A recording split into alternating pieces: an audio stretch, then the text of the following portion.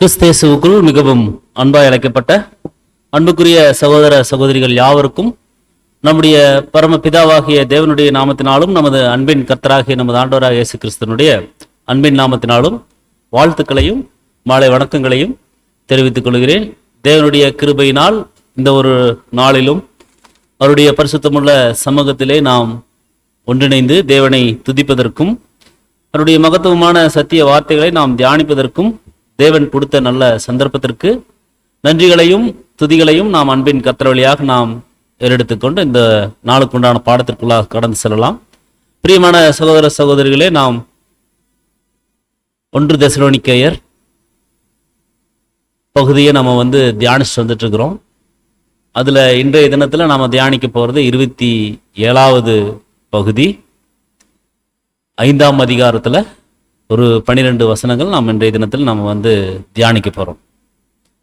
இந்த பகுதிக்குள்ளாக கடந்து செல்வதற்கு முன்பாக கடந்த வாரம் நாம தியானிச்ச பகுதியை ஒரு 5 நிமிடங்கள் நாம் ஒரு சின்ன ஒரு ரீகால் பண்ணிட்டு அதுக்கப்புறம் இந்த ஒரு பகுதிக்குள்ளாக நாம் கடந்து சென்றால் ரொம்ப பிரயோஜனமாக இருக்கும் அப்படிங்கிறதையும் நம்ம தெரிவிக்கிறோம். அப்போ கடந்த வாரத்துல நம்ம அன்புக்குரிய சகோதர சகோதரிலே நம்ம கவனிச்சோம் 13ஆம் வசனத்திலிருந்து 18ஆம் வசனம் வரைக்கும் 4ஆம் அதிகாரத்துல முன்மாதிரியான உண்மையுள்ள அந்த ஒரு நடக்கை குறித்து நம்ம பார்த்தோம். இயேசு கிறிஸ்துவனுடைய 2ஆம் வருகை குறித்த அந்த ஒரு தவறான ஒரு சில தகவல்கள் அவங்களுக்கு இருக்குது. ஸோ அதை குறித்து அவர் ஒரு தெளிவுபடுத்துறார். அதுலேயும் குறிப்பாக 1 தெசலோனிக்கேயர் 4ஆம் அதிகாரம் வசனம் 13லிருந்து 18 வரைக்கும் நம்ம கவனிக்கும் பொழுது சபை வகுப்பார் எடுத்துக்கொள்ளக்கூடிய அந்த ஒரு விதங்களை குறித்து அங்கே பேசுறார். அன்றியும் சகோதரரே, நித்திரை அடைந்தவர் நிமித்தம் நீங்கள் நம்பிக்கையற்றவர்களான மற்றவர்களைப் போல, மற்ற ஜனங்கள் ஒரு டெத் ஆயிடுச்சுன்னா, ஒரு இறப்பு நடந்துருச்சுன்னா எவ்வளவு துக்கிச்சு ரொம்ப சிரமப்பட்டு அழுகுறாங்க. அது நிமித்தம் போய் அவங்க கூட இறந்தவர் நிமித்தம் இவங்களுமே போய் என்ன பண்றாங்க, ஒரு மரணத்திற்குள்ள அவங்க தேடிக்கொண்டு போறாங்கன்னு சொல்லி நம்ம பார்க்கிறோம். செத்தவங்களுக்கா இவங்க போய் சாகருக்கு கூட துணிகிறாங்க, அவர் இல்லாம வாழ முடியாது அப்படிங்கிற ஒரு நிலைமைக்குள்ள போறாங்க. ஸோ மற்றவர்களை போல துக்கித்து இருக்கிறதுக்கு, அறிவில்லாமல் இருக்கிறதுக்கு எனக்கு மனசு இல்லை அப்படின்னு சொல்லி அங்க சொல்றார். அப்போ இதை குறித்து சொல்றாருன்னா அங்க ஏதோ ஒரு மரணம் நடந்திருக்கணும். ஸோ அது நிமித்தம் அவங்க இந்த தெசலோனிக்கேயர்கள் துக்கமா இருந்திருக்கிறாங்க. ஸோ அதை குறித்து இங்க எழுதுறாரு, நீங்க மற்ற மனுஷரை போல நீங்க நம்பிக்கை இல்லாம இருக்காதீங்க. அப்படி இருக்கிறது என்னுடைய பார்வைக்கு எப்படி இருக்குன்னா ஒரு அறிவில்லாத ஒரு தனமாக, ஒரு முட்டாள்தனமாக இருக்கிற மாதிரி இருக்குது. ஏன்னா இப்ப இருந்தவர்கள் அனைவருமே என்ன பண்ண போறாங்கன்னு உயிரோட வருவாங்க. ஏன்னா இயேசு கிறிஸ்து எப்படி மரிச்சு உயிர் தெழுந்தாரோ அதே போல அங்க மற்றவர்களும் கிறிஸ்துவுக்குள் உயிருடன் எழுப்பப்படுவாங்க அப்படிங்கிறதையும் சொல்றார். சோ இந்த ஒரு உயிர்த்தெழுதலினுடைய காரியத்தை குறித்து அந்த ஒரு 1ஆம் நிருபத்துல இந்த ஒரு தெசலோனிக்கேயர்ல ரொம்ப குறைவா தான் பேசுறார். அதே 2ஆம் நிருபத்துல நாம கவனிக்கும் போது ரொம்ப விரிவா அங்க பேசுறார். சோ கிறிஸ்துனுடைய உயிர்த்தெழுதல் காரியத்தை கூட அங்க குறிப்பிடுறார். அதை சொல்லிட்டு நித்திரை அடைந்தவர்கள் அப்படின்னா நித்திரை பண்ணி கொண்டிருக்கக்கூடிய நம்முடைய நண்பர்கள் அனைவரும் அப்படின்னு சொல்லி சொல்றார். அப்போ ஒரு முக்கியத்துவம் வாய்ந்த ஒரு நம்பிக்கையற்றவர்கள், உயிர்த்தெழுதலினுடைய நம்பிக்கை அற்றவர்கள் இருக்கிறாங்க, அவங்க மாதிரி நீங்க இருக்காதீங்கன்னு சொல்லி சொல்றார். ஏன்னா இயேசுவானவர் மரிச்சு பின்பு எழுந்திருத்தார் என்று விசுவாசிக்கிறோமே, அப்படியே இயேசுவுக்குள் நித்திரை அடைந்தவர்களையும் தேவன் என்ன பண்றாருன்னா அவரோட கூட கொண்டு வர போறார் அப்படின்னு சொல்லி சொல்றார். அப்போ நமக்காக அனைவருக்குமான மீட்கும் பொருளாக அங்க கர்த்தர் அந்த ஆதாமினுடைய அந்த ஒரு மரண தண்டனை அவர் இருக்கிறார். ஆனா அது கிறிஸ்தினுடைய மீட்கும் பொருளால் அந்த ஆதாமினுடைய அந்த ஒரு வழியாக கொண்டிருந்த அந்த ஒரு மரணம் ரத்து செய்யப்பட்டுச்சுன்னு சொல்லி நான் பார்த்தோம். ஒரு மரணத்திற்குள்ள போனார், பின்பு எழுந்திருத்தார். அப்போ மனுக்குலத்தை அந்த ஒரு பாவம் மற்றும் மரணத்தின் கட்டுகளில் இருந்து விடுவிப்பராக இருக்கிறார். சோ அவர் ஆண்டவராகவும் அனைவருக்கும் உயிர் கொடுப்பவராகவும் இருக்கிறாருன்னு சொல்லி நம்ம பார்க்கிறோம். அப்ப இந்த ஒரு உண்மையின் மீது நம்முடைய விசுவாசம் கட்டமைக்கப்பட்டிருக்குது, அவரது பலி ஏற்றுக்கொள்ளப்பட்டது அப்படிங்கிறதுக்கு இந்த ஒரு எவிடன்ஸ் இருக்குதுன்னு சொல்லி நம்ம பார்க்கிறோம். அப்போ அதே போல அங்க சொல்றார், அதாவது விழித்தெழுவோம் அப்படிங்கிற அந்த ஒரு நம்பிக்கை அவருக்குள்ள மையம் கொண்டிருந்துச்சு. அப்ப இயேசு அப்படிங்கிறதுக்கு அந்த ரட்சகர் அப்படிங்கிற ஒரு பொருளாக இருக்கு. சோ ஆதாம்ல முன்பு அழிந்து போன அந்த ஒரு மனுக்குலமானது இயேசுவின் மூலமாகத்தான் விழித்தெழுப்பப்படும் அப்படின்னு சொல்லி அந்த ஒரு நம்பிக்கையை கொடுக்குது அப்படிங்கிறது அங்க சொல்லும். சோ நித்திரை அடைந்தவர்கள் அப்படின்னு பார்க்கும்போது அந்த பரலோகத்திற்கு சென்றவர்கள் அப்படின்னு சொல்லி குறிப்பிடப்படாம நல்லவர் கெட்டவர் என எல்லா மனிதர்களையும் அது குறிப்பிடுதுன்னு சொல்லி நாம் பார்க்கிறோம். அப்போ நம்முடைய ஆண்டவராக இயேசு கிறிஸ்துனுடைய அந்த ஒரு புண்ணியத்தினால அவர்களுடைய மரணம் நித்திரையாக அங்க மாற்றப்பட்டுச்சுன்னு சொல்லி நம்ம வந்து பார்க்கிறோம். ஸோ அவருடைய மரணத்தின் நிமித்தமாக நம்முடைய ஆத்துமாக்கள் முழுமையான அந்த ஒரு அர்த்தத்துல அது வந்து மறிக்கலன்னு சொல்லி நம்ம வந்து அங்க வந்து கவனிச்சோம். அப்ப அந்த ஒரு முழு மனுக்குலமும் அவர் மூலமா அவர் கருவியாக அங்க வந்து தேவன் என்ன பண்ண போறார்னா கர்த்தரை பயன்படுத்த போறார். அதே மாதிரி தேவன் நிச்சயமாக கொண்டு வர்றார். அப்ப மரண நித்திரையிலிருந்து தேவன் வந்து நிச்சயமாக கொண்டு வர போறார். அப்ப இயேசுவில் நித்திரை பண்ணி கொண்டிருக்கும் அனைவரையும் தேவன் அவர் மூலமாக மரணத்திலிருந்து ஜீவனுக்கு கொண்டு வர போறார். அப்ப இதுதான் அப்போஸ்தலன் ஆரம்ப கால திருச்சபைக்கு முன்வைத்த அந்த ஒரு தேறுதலான ஒரு ஆறுதலான ஒரு வார்த்தையாக இருக்குது அப்படிங்கிறது நம்ம வந்து பார்க்கிறோம். அப்போ கர்த்தருடைய வார்த்தையை முன்னிட்டு நான் உங்களுக்கு சொல்றது என்னன்னு சொல்லி பார்த்தோம்னா, கர்த்தருடைய வருகை மட்டும் உயிரோடு இருக்கும் நாம் நித்திரை அடைந்தவர்களுக்கு முந்திக் கொள்றது இல்லைன்னு சொல்லி சொல்றார். அப்ப இயேசுவால் தாம் பிரசன்னமா இருந்தும் கண்ணுக்கு தெரியாமல் இருக்க முடியுமானால் கிறிஸ்துவுக்குள் மரித்தவர்களாலும் தாங்கள் எழுப்பப்பட்ட பிறகும் கண்ணுக்கு தெரியாமல் இருக்க முடியும். ஏனெனில் எழுப்பப்படும் போது அவர்கள் இயேசுவை போலவே இருப்பாங்கன்னு சொல்லி நாம் வந்து பார்ப்போம். அப்போ திருச்சபையை சேர்ந்த ஏற்கனவே மரித்து போனவர்கள் அப்படிங்கிறத அந்த நித்திரை அடைந்த அப்படிங்கிறத குறிக்கக்கூடியதா இருக்கு. ஸோ பரிசுத்தவான்கள் கிபி 1878 அந்த ஒரு ஆவியின் ஜீவிகளாக உயிர்த்திருந்தார். அதெல்லாமே நம்மளுக்கு படிச்சிருக்கோம். ஸோ அவர்களுக்கு அப்படிங்கிறது அங்க பரிசுத்தவான்கள் திருச்சபை வகுப்பார் மணவாட்டி வகுப்பாரை குறிப்பிடக்கூடியதா இருக்குது. ஸோ முந்திக் கொள்றது இல்லை அப்படிங்கிறதையும் அங்க வந்து பார்க்கணும். ஏன்னா நம்முடைய ஆண்டவராக இயேசு கிறிஸ்து எப்படி வர்றாருன்னு சொல்லி பார்த்தோம்னா, ஆரவாரத்தோடும் பிரதான தூதனுடைய சத்தத்தோடும் தேவ எக்காலத்தோடும் வானத்திலிருந்து இறங்கி வரார். அப்பொழுது கிறிஸ்துவுக்குள் மரித்தவர்கள் முதலாவது எழுந்திருப்பார்கள் அப்படிங்கிறத நம்ம வந்து பார்த்தோம். அப்போ அந்த ஒரு ஆரவாரம் அப்படிங்கிறது கூட அந்த கிரேக்க வேர்டு பார்த்தா கெல்யுமா அப்படிங்கிற ஒரு வார்த்தை. அப்ப அனைத்து மனிதர்களும் தங்களுடைய உடைமைகள் மற்றும் ஸ்லாக்கியங்கள் குறித்து வெளிப்படைவதற்கு அவர்களுக்கான ஒரு உற்சாக ஆரவாரம் சொல்லி சொல்றார். சோ ஆசாரியரால் ஓதப்படும் அந்த யூபிலி எக்காலங்களுக்கு ஜனங்கள் அளிக்கும் பதிலாக இந்த ஒரு உற்சாக ஆரவாரத்தை நாம் வந்து புரிந்து கொள்ளணும் அப்படின்னு சொல்லி அங்க வந்து சொல்றார். அப்போ அந்த பிரதான தூதன் அப்போ உடன்படிக்கையின் தூதனாக அவர் வந்து இருக்கிறார் அப்படிங்கிறதையும் நாம் வந்து பார்ப்போம். அப்போ அந்த ஒரு அதிகாரத்தோடும் அந்த ஒரு கட்டளையோடும் அவர் கர்த்தர் வந்து வரப்போறார். அப்போ முழு 1000 வருட யுகத்தையும் உள்ளடக்கிய 7ஆம் எக்காலம், அதாவது கடைசி எக்காலம், யூபிலி எக்காலத்தால் நெல்லாக அங்க வந்து காண்பிக்கப்படுது தேவ எக்காலம் அப்படிங்கிறது நாம் வந்து பார்த்தோம். சோ ஆரவாரம் மற்றும் எக்காலம் அப்படிங்கிறது பரிசுத்த யோவான் வெளிப்படுத்தல் 11:15 சொன்னதன் பிரகாரமாக எல்லா வகையிலும் அது வந்து சரியாக பொருந்தி வருதுன்னு சொல்லி நம்ம வந்து பார்க்கிறோம்.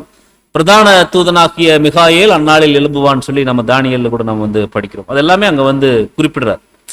அப்போ வானத்திலிருந்து இறங்கி வருவார்னா அவர் உலகத்தால் அறியப்படாதவராக வருவார்.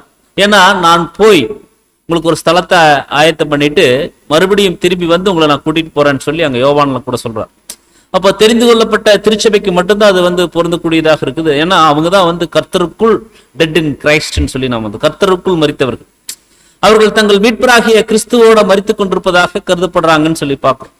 ஸோ அந்த ஒரு மாம்சத்தின் மரணம் முழுமையாக அந்த ஒரு நிறைவேறினதுக்கு அப்புறம் அவங்க முதலாம் உயிர்த்தெழுதல் பிரதான உயிர்த்தெழுதல் அவங்க வந்து பங்கடைவாங்க அப்படிங்கிறதையும் நாம் வந்து பார்ப்போம். அவர்கள் கர்த்தருடைய அந்த ஒரு மகிமையான அந்த ஒரு சரீரத்தை போன்ற புதிய சரீரங்களை பெற்றுக்கொள்வாங்க. அப்ப மேலான ஒரு ஸ்லாக்கியம் இதெல்லாம் அந்த தெசலோனிக்கேயருக்கு அவங்களுக்கு அப்போஸ்தலனாகிய பவுல் அங்க சொல்லும் பொழுது அவங்களுக்கு எப்படி இருக்கும்?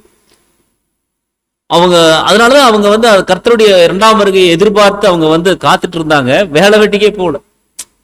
கர்த்தர் வந்துருவாரு, நம்ம அவரோடு போக போறோம் அப்படின்னு அவங்க வந்து என்ன பண்றாங்கன்னு சொல்லி பண்ணா மற்ற வேலைகள் எல்லாம் செய்யாம இதவே எதிர்பார்த்துட்டு அவங்க இருக்கக்கூடிய ஒரு சூழ்நிலைக்குள்ள அவங்க வந்து போறாங்கன்னு சொல்லி நான் வந்து பார்க்கணும். அதான் அப்போஸ்தலனாகிய பவுல் கொரிந்துக்கு எழுதும்போது கூட சொன்னார், இதோ ஒரு ரகசியத்தை உங்களுக்கு நான் சொல்றேன், நம்ம எல்லாரும் நித்திரை அடைகிறது இல்லை, ஆகிலும் கடைசி எக்காலம் துணிக்கப்படும் போது ஒரு நிமிஷத்துல ஒரு இமைப்பொழுதுல நம்ம எல்லாரும் மறுரூபமாக்கப்படுவோம். எக்காலம் துணிக்கும். அப்போ வந்து மரித்தோர் என்ன பண்ணுவாங்கன்னா அழிவில்லாதவர்களா எழுந்திருப்பாங்க, நாமும் மறுரூபமாக்கப்படுவோம் சொல்லி நம்ம வந்து ஒரு ரகசியம் சொல்றார். அப்ப அந்த ரகசியம் நம்ம எல்லாரும் நித்திரை அடைகிறது இல்லை அப்படின்னு சொல்லி சொல்றார். அப்ப அன்புக்குரிய சகோதர சோர்ல ஒரு இமைப்பொழுது அப்படிங்கறத நம்ம வந்து பார்த்தோம், ஒரு மொமெண்ட் அப்படின்னு சொல்லி ஆங்கிலத்துல நம்ம வந்து பார்த்தோம். அப்போ இங்க வந்து சொல்றார், அப்ப கிறிஸ்துவுக்குள் மரித்தவர்கள் முதலாவது எழுந்திருப்பாங்க. அப்ப எக்காலம் துணிக்கும். அப்பொழுது மரித்தோர் அழிவில்லாதவர்களாக எழுந்திருப்பாங்க, நாமும் மறுரூபமாக்கப்படுவோம் சொல்லி நம்ம வந்து பார்ப்போம். அப்போ திருச்சபையில உயிரோடு இருக்கும் உறுப்பினர் அந்த ஒரு கணக்கெடுப்படுதல் மற்றும் பரிசீலிக்கப்படுதல் அப்படிங்கிற தொடங்கும் முன்பாக மரணத்தில் நித்திரை பண்ணும் உண்மையுள்ளவர்கள் உயிர்த்தெழுப்பப்படுவாங்க, கணக்கெடுப்படுவாங்க, வெகுமதியை பெற்றுக்கொள்ளுவாங்க அப்படிங்கிறத நான் வந்து பார்க்கிறோம். அப்போ ஒவ்வொருத்தரும் உடனடியாக முழுமையான அளவுல அந்த ஒரு ஜீவனை பெற்றுக்கொள்வாங்க. அந்த நொடியிலிருந்து நாம் அவரை போலவும் தேவதூதரை போலவும் மாம்ச கண்களுக்கு புலப்படாதவர்களாக மாறி இருப்போம். இப்படிப்பட்ட மேலான ஒரு ஸ்லாக்கியம் அங்க இருக்குது அப்படிங்கறத சொல்றார். அப்போ அதெல்லாம் சொல்லிட்டு அங்க பின்பு உயிரோடு இருக்கும் நாமும் அவரோடு கூட எடுத்துக்கொள்ளப்படுவோம் அப்படிங்கிற அந்த விஷயத்தை சொல்றாரு. அப்ப இந்த மாற்றம் சுவிசேஷ யுகத்தினுடைய முடிவுல 7ஆம் எக்காலம் துணிக்கும் போது அங்க நடக்கும் அப்படின்னு சொல்லி நாம் பார்ப்போம். அதைத்தான் அங்க நம்ம கவனிச்சோம். அப்போ நாம கர்த்தரோட கூட இருப்போம். இவருதான் சர்வத்துக்கும் சுதந்திரவாளியாக தேவன் கர்த்தரை நியமிச்சுக்கிறார். சோ நம்மளும் அந்த ஒரு மேலான ஒரு ஸ்லாக்கியத்துக்குள்ளதான் போறோம். அப்ப இந்த கடைசி நாட்கள்ல குமாரன் மூலமாகத்தான் தேவன் நம்மளுக்கு ஒவ்வொரு விஷயங்களும் சொல்றார். ஏன்னா அவர் தான் சர்வத்துக்கும் சுதந்திரவாளியாக நியமிக்கிறார். இவரை கொண்டுதான் உலகங்களை உண்டாக்கினார்ங்கிறத நம்ம பார்க்கிறோம். அப்ப இப்படிப்பட்ட ஆறுதலான வார்த்தைகள் உங்களுக்கு கொடுக்கப்பட்டிருக்கு. சோ இந்த வார்த்தையின் நிமித்தம் நீங்க என்ன பண்ணுங்க அப்படின்னா ஒருத்தர் தேற்றி கொள்ளுங்க அப்படின்னு சொல்லி அங்க சொல்றாரு. அப்போ நீங்க ஒருத்தர் தேற்றுங்க, ஒருத்தங்க கம்ஃபோர்ட் பண்ணுங்க அப்படிங்கிற அந்த ஒரு விஷயத்த அங்க அப்போஸ்தலனாகிய பவுல் சொல்றார். அன்புக்குரிய சகோதரர், இதை சொல்லி அங்க கடைசியா அவர் அந்த ஒரு பகுதியை நிறைவு செஞ்சார். 4ஆம் அதிகாரத்தை நிறைவு செஞ்சு 5ஆம் அதிகாரம் இன்றைய தினத்தில் நம்ம 5ஆம் அதிகாரம் தான் நம்ம பார்க்க போறோம்.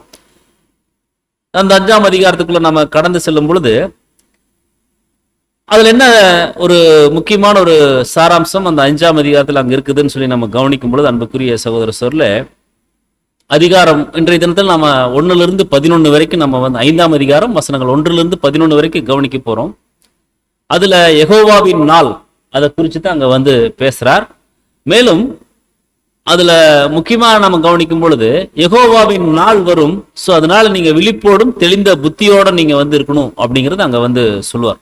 இந்த 5ஆவது அதிகாரத்துல யெகோவாவின் நாள் வரும். இதுக்கு முன்னால சொல்லிட்டார், உயிர்த்தெழுதல் குறிச்சுதான காரியங்கள் எல்லாம் சொல்லிட்டார். அவங்க எதிர்பார்த்துட்டு இருக்கும் பொழுது சொல்றாரு கர்த்தருடைய நாள் வரும், யெகோவாவின் நாள் வரும். சோ நீங்க விழிப்போடும் தெளிந்த புத்தியோடு நீங்க இருக்கணும். அப்படி இருக்கும் பொழுது அந்த மேலான ஒரு ஸ்லாக்கியத்தை நீங்க என்ன பண்ணலாம்னா பெற்றுக்கொள்ளலாம் அப்படின்னு சொல்லி அங்க தெசலோனிக்கேயருக்கு அறிவுரைகள் சொல்றார். சோ அதே மாதிரிதான் இன்றைக்கு நாம் கர்த்தருடைய நாள்ல இருக்கிறோம். சோ கர்த்தருடைய நாள்ல இருக்கும் பொழுது அன்புக்குரிய சகோதரர்களே நாம எப்படி இருக்கணுமா, விழிப்போடும் தெளிந்த புத்தியோடு இருக்கணுமா. அதைத்தான் இந்த 5ஆம் அதிகாரத்துல தெளிவா சொல்றார்.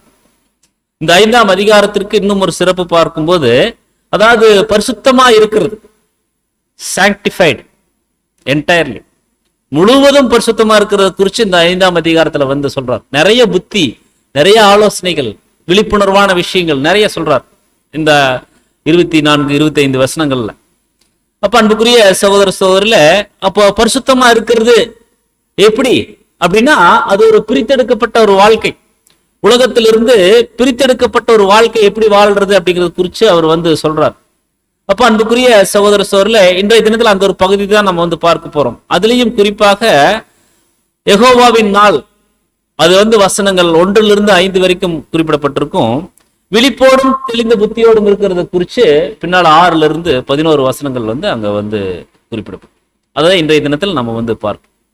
வசனம் 1 தெசலோனிக்கேயர் 5ஆம் அதிகாரம் வசனம் 1 நாம கவனிக்கும் பொழுது, சகோதரரே இவைகள் நடக்கும் காலங்களையும் சமயங்களையும் குறித்து உங்களுக்கு எழுத வேண்டியதில்லை அப்படின்னு சொல்றார்.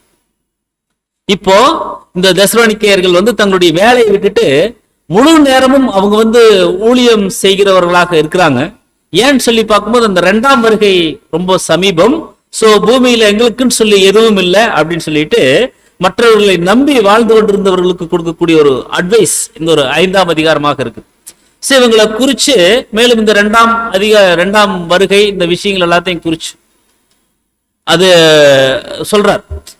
ஏன்னு சொல்லி பார்க்கும்போது அன்புக்குரிய சகோதர சோர்ல அவர் வருகை திருடனை போல இருக்கும். அப்போ எதிர்பார்த்து இருக்காதீங்க, காலத்தையும் சமயத்தையும் குறித்து எந்த ஒரு முடிவுக்கும் நீங்க வந்துடாதீங்க. ஏன்னு சொல்லி பார்க்கும்பொழுது நாம் இரவுக்குரியவர்கள் அல்ல, நாம பகலுக்குரியவர்கள். சோ அந்த சிந்தையோடு இருக்கணும். சோ இந்த அதிகாரம் முழுவதனுடைய கருத்தை நம்ம கிளியரா நம்ம புரிந்து கொள்ளணும் அன்புக்குரிய சகோதர சொல். அப்போ இதை குறிச்சு சொல்றாரு, இது யாருக்கு ஒரு ஆச்சரியமாக ஒரு வியப்பாக இருக்கும் அப்படின்னு சொல்லி பார்த்தோம்னா, ஒரு சர்ப்ரைஸா இருக்குன்னு சொல்லி பார்த்தோம்னா, யார் ஒருவர் இவைகளை பற்றி யோசிக்காம, அதாவது கர்த்தருடைய வருகை, நம்முடைய மீட்பு, உயிர்த்தெழுதல், அதனுடைய காலங்கள், அந்த விஷயங்களை குறித்து யோசிக்காம அஜாக்கிரதையாக இருந்துட்டு இருக்காங்களோ, தங்கள் இஷ்டப்படி உலகத்தினுடைய போக்குல வாழ்ந்துட்டு இருக்கிறாங்களோ அவங்களுக்கு கர்த்தருடைய நாள், யெகோவாவின் நாள் ஒரு அதிர்ச்சி தரக்கூடியதாக இருக்கு.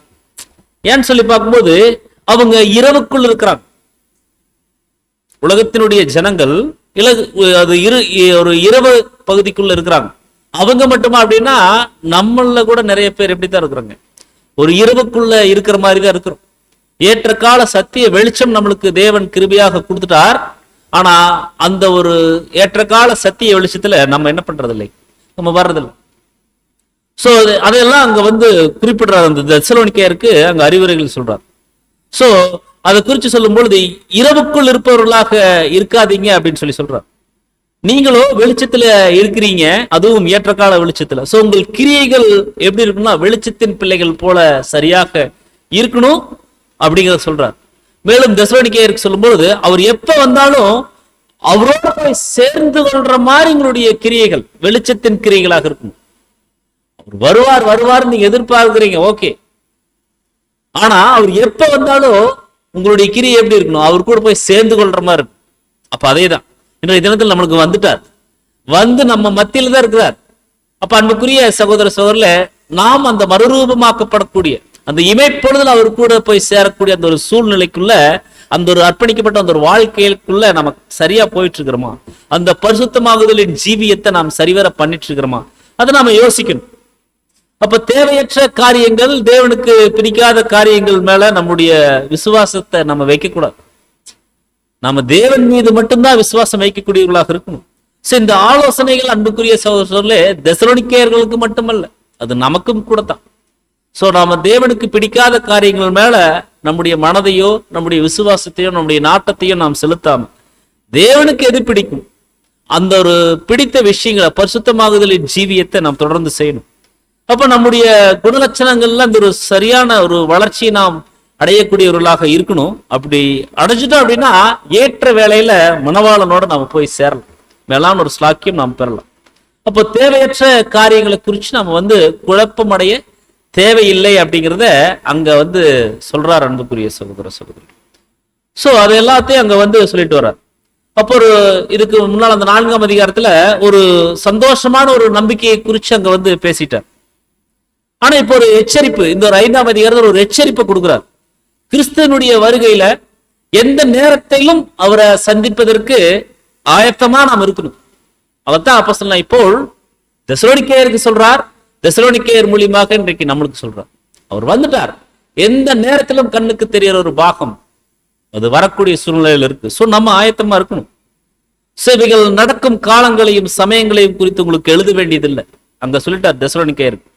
ஆனா அன்புக்குரிய சகோதர சகோதரியில, அதாவது சபை எடுத்துக்கொள்வதை அதிகமாக அங்க விவரித்தது போல கர்த்தருடைய நாளை குறித்து அதிகமாக அப்போஸ்தலனாகிய பவுல் அதிகமாக அங்க விவரிக்கல. மேலும் பழைய ஏற்பாட்டு காலங்கள்ல ஒரு சில இடங்கள்ல அவர் கர்த்தருடைய நாளை குறித்து சொல்றார். ஆமோஸ் 5:18 கர்த்தருடைய நாளை விரும்புகிறவர்களுக்கு ஐயோ, ஒரு சில வசனங்கள் மட்டும். ஏசாயா தீர்க்கதரிசன புஸ்தகம் 13:9-11 வரைக்கும், தேசத்தை பாழாக்கி அதன் பாவிகளை அதிலிருந்து அழிப்பதற்காக கர்த்தருடைய நாள் கடூரமும் எப்படி இருக்குமா மூர்க்கமும் உக்கிர கோபமுமா வருது அப்படின்னு சொல்லி அங்க சொல்றார். மேலும் செப்பனியாவுல கர்த்தருடைய நாள் என்கிற சத்தத்திற்கு பராக்கிரமசாலி முதற்கொண்டு அங்க மனங்கசந்து அழுவான். அந்த நாள் உக்கரத்தின் நாள், கர்த்தருடைய நாள் பார்க்கும்போது அது உக்கரத்தின் நாள், அது மப்பும் மந்தாரமுமான நாள், அது அழிவும் பார்க்கடிப்புமான நாள், அது இருளும் அந்தகாரமுமான நாள், அது மப்பும் மந்தாரமான நாள், அது அரணிப்பான அந்த ஒரு நகரங்களுக்கும் உயரமான கொத்தளங்களுக்கும் விரோதமாக எக்காலம் ஓதக்கூடிய ஒரு நாள் கர்த்தருடைய நாள். அதுக்கு சொல்றார். மேலும் அவர் சொல்லும்போது உயரமான கொத்தளங்களுக்கும் விரோதமாக எக்காலம் ஊதுகிறதும் ஆர்ப்பரிக்கிறதுமான நாள் அப்படின்னு சொல்லி சொல்றார். சோ மனுஷர் கர்த்தருக்கு விரோதமாக பாவம் செய்தபடியால் அவர்கள் குருடரை போல நடக்கும்படி நான் அவர்களை வருத்தப்படுத்துவேன்.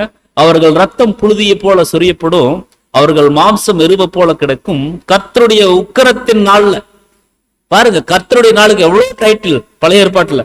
கர்த்தருடைய உக்கரத்தின் நாள்ல அவர்கள் வெள்ளியும் அவர்கள் பொன்னும் அவர்களை தப்புவிக்க மாட்டாது.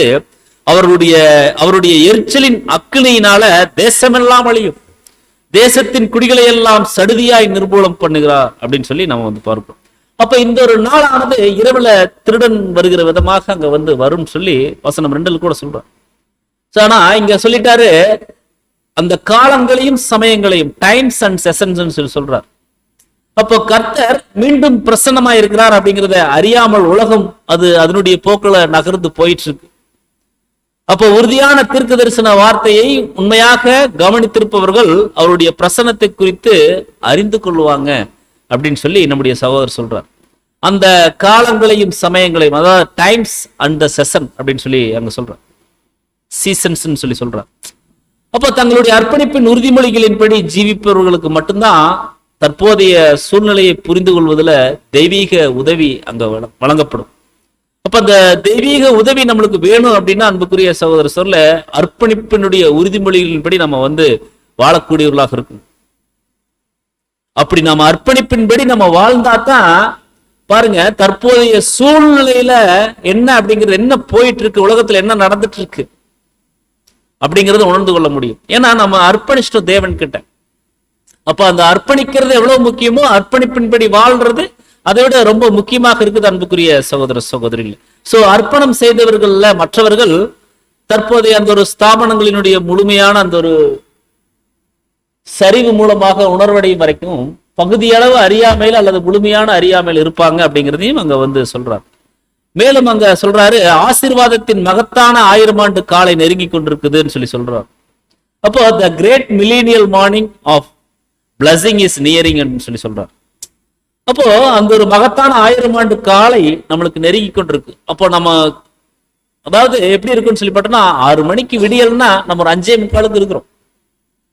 அப்ப அன்புக்குரிய சகோதர சோர்ல அந்த மகத்தான ஒரு ஆசீர்வாதத்தினுடைய ஒரு நாள் நெருங்கி நம்ம கிட்ட வரக்கூடியதாக இருக்குது. அதற்கு முன்பாக ஒரு இருண்ட ஒரு காலப்பகுதி, பயங்கரமான உபத்திரவம் மற்றும் அராஜகத்தின் காலப்பகுதி வர வேண்டியது இருக்குது அப்படின்னு சொல்லி சொல்றார். சோ கர்த்தர் தம்முடைய திருச்சபையிடம் நேரடியாக அல்லது உங்கள் அப்படின்னு சொல்லி பேசுறார். ஆனா உலகத்தை பற்றி பேசும்போது அவர் என்ன சொல்லிட்டாருன்னு சொல்லி பார்த்தோம்னா அவர்கள் அல்லது அவர்களுக்கு அப்படின்னு சொல்லி பேசுறார். இங்க வசனத்தில் நம்ம வந்து பார்க்கும் பொழுது அவர் என்ன சொல்றாருன்னா, சகோதரரே இவைகள் நடக்கும் காலங்களையும் சமயங்களையும் குறித்து உங்களுக்கு எழுத வேண்டியதில்லை அப்படின்னா உங்களுக்கு சபையை குறிச்சு சொல்றார். அவர்களுக்கு அப்படின்னா உலகத்தினுடைய ஜனங்களை குறிச்சு அப்படி வந்து சொல்றார். அதே நம்முடைய சகோதரர் அங்க வந்து பாயிண்ட் அவுட் பண்ணி சொல்றார். அப்போ உங்களுக்கு இதை குறிச்சு நான் எழுத வேண்டியது இல்லை அப்படின்னா தேவனுடைய ஆழங்கள், அந்த ஒரு ஆழங்களை பற்றின அந்த ஒரு தெளிவான புரிதல் நமக்கு வந்து கொடுக்கப்பட்டிருக்கேன். நான் தேவனுடைய மகா பெரிதான ஆழம், அவருடைய ஐஸ்வர்யத்தினுடைய விஷயங்களை நம்ம ஒவ்வொரு நாட்களிலும் இன்னைக்கு நாம் படிச்சுட்டு வரோம். சோ அதுல சில அம்சங்கள் ஒரு காலம் வெளிப்படுத்தப்பட்டதில்லை. கர்த்தருடைய பரிசுத்தவான்களில் மிகவும் உண்மையானவர்களுக்கு கூட அது வந்து வெளிப்படுத்தப்பட்டதில்லை. ஆனா தேவ கிருபையில இன்றைய தினத்துல தற்காலத்துல அது வந்து வெளிப்படுத்த வந்துட்டு இருக்கு. அப்போ கொஞ்சம் தான் நம்மளுக்கு தேவன் இன்னைக்கு வெளிச்சம் கொடுக்குறார். ஆனா இந்த வெளிச்சத்திலேயே அன்புக்குரிய சகோதரர்ல நம்மளுக்கு எவ்வளோ ஒரு பிளஸிங்கா இருக்கு. ஆனா அவரோடு ஒரு இமை பொழுதுல நம்ம போயிட்டோம்னா யுகா யுகத்திற்கும் அவரோடு நம்ம போய் சேர்ந்துட்டோம் அப்படின்னா அந்த விஷயங்களை நம்மளால என்ன பண்ண முடியாதுன்னா ஜீரணிக்கவே முடியாது. அவ்வளவு பெரிய ஆசீர்வாதங்களை தேவன் வச்சிருக்கிறார். அதைத்தான் அங்க சொல்றாரு, கர்த்தருடைய தேவனுடைய ஆழங்களை குறிச்சு உங்களுக்கு எழுத வேண்டியதில்லை. இது ஒரு சாம்பிள் தான். இப்ப நம்ம பாக்குறது ஒரு சாம்பிள் தான். 2ஆம் உலகம், ராஜ்யம், இந்த விஷயங்கள் எல்லாம் பார்க்கறது ஒரு சாம்பிள் தான். ஆனா யுகா யுகத்தின் காரியங்கள் அது வந்து விவரிக்கப்படல. அது நம்மளால கிரகிக்கவே முடியாத ஒரு சூழ்நிலை. அதனாலதான் தேவனுடைய ஆழங்களை நம்மளால என்ன பண்ண முடியாது, அது உணர்ந்து கொள்ள முடியாது அன்புக்குரிய சகோதரர் சொல்ல. அப்ப அவருடைய நேச்சருக்கு போகும்பொழுது ஒரு சமயம் தேவன் நம்மளுக்கு அந்த ஒரு ஸ்லாக்கியத்தை கொடுக்கலாம். அதைத்தான் நம்ம வந்து பார்க்கிறோம். அப்போ நமக்கோ தேவன் அவைகளை தம்முடைய ஆவியினால வெளிப்படுத்துறார். அந்த ஆவி எல்லாவற்றையும் தேவனுடைய ஆழங்களையும் அது நம்மளுக்கு வெளிப்படுத்துது. அதுதான் பரிசுத்த ஆவி தான் நம்மளுக்கு வெளிப்படுத்துது அப்படிங்கிறத அங்க வந்து சொல்றார் அன்புக்குரிய சகோதரர் சொல்.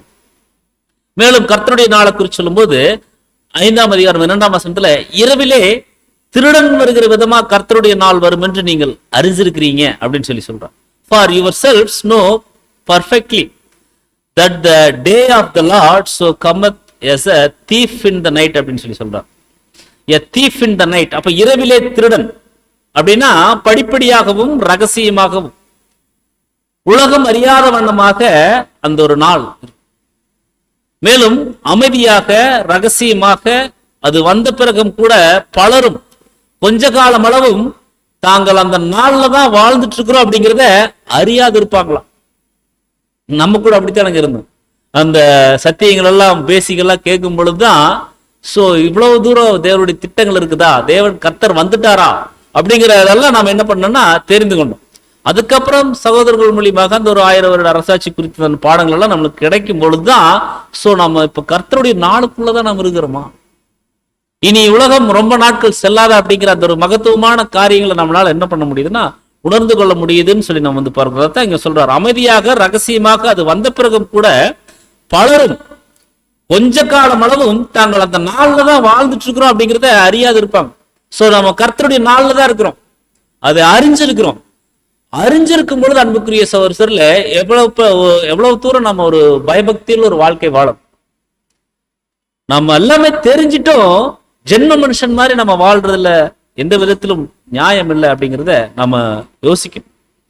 அப்ப அது இரவிலே திருடன் வருகிற விதமாக அது வருது. அப்ப அவருடைய வேலையின் மீது உலகத்தின் கவனத்தை ஈர்க்கும் வண்ணமாக அவருக்கு முன்பாக எக்காலம் ஊதப்பட மாட்டாது அப்படின்னு சொல்லி சொல்றார்.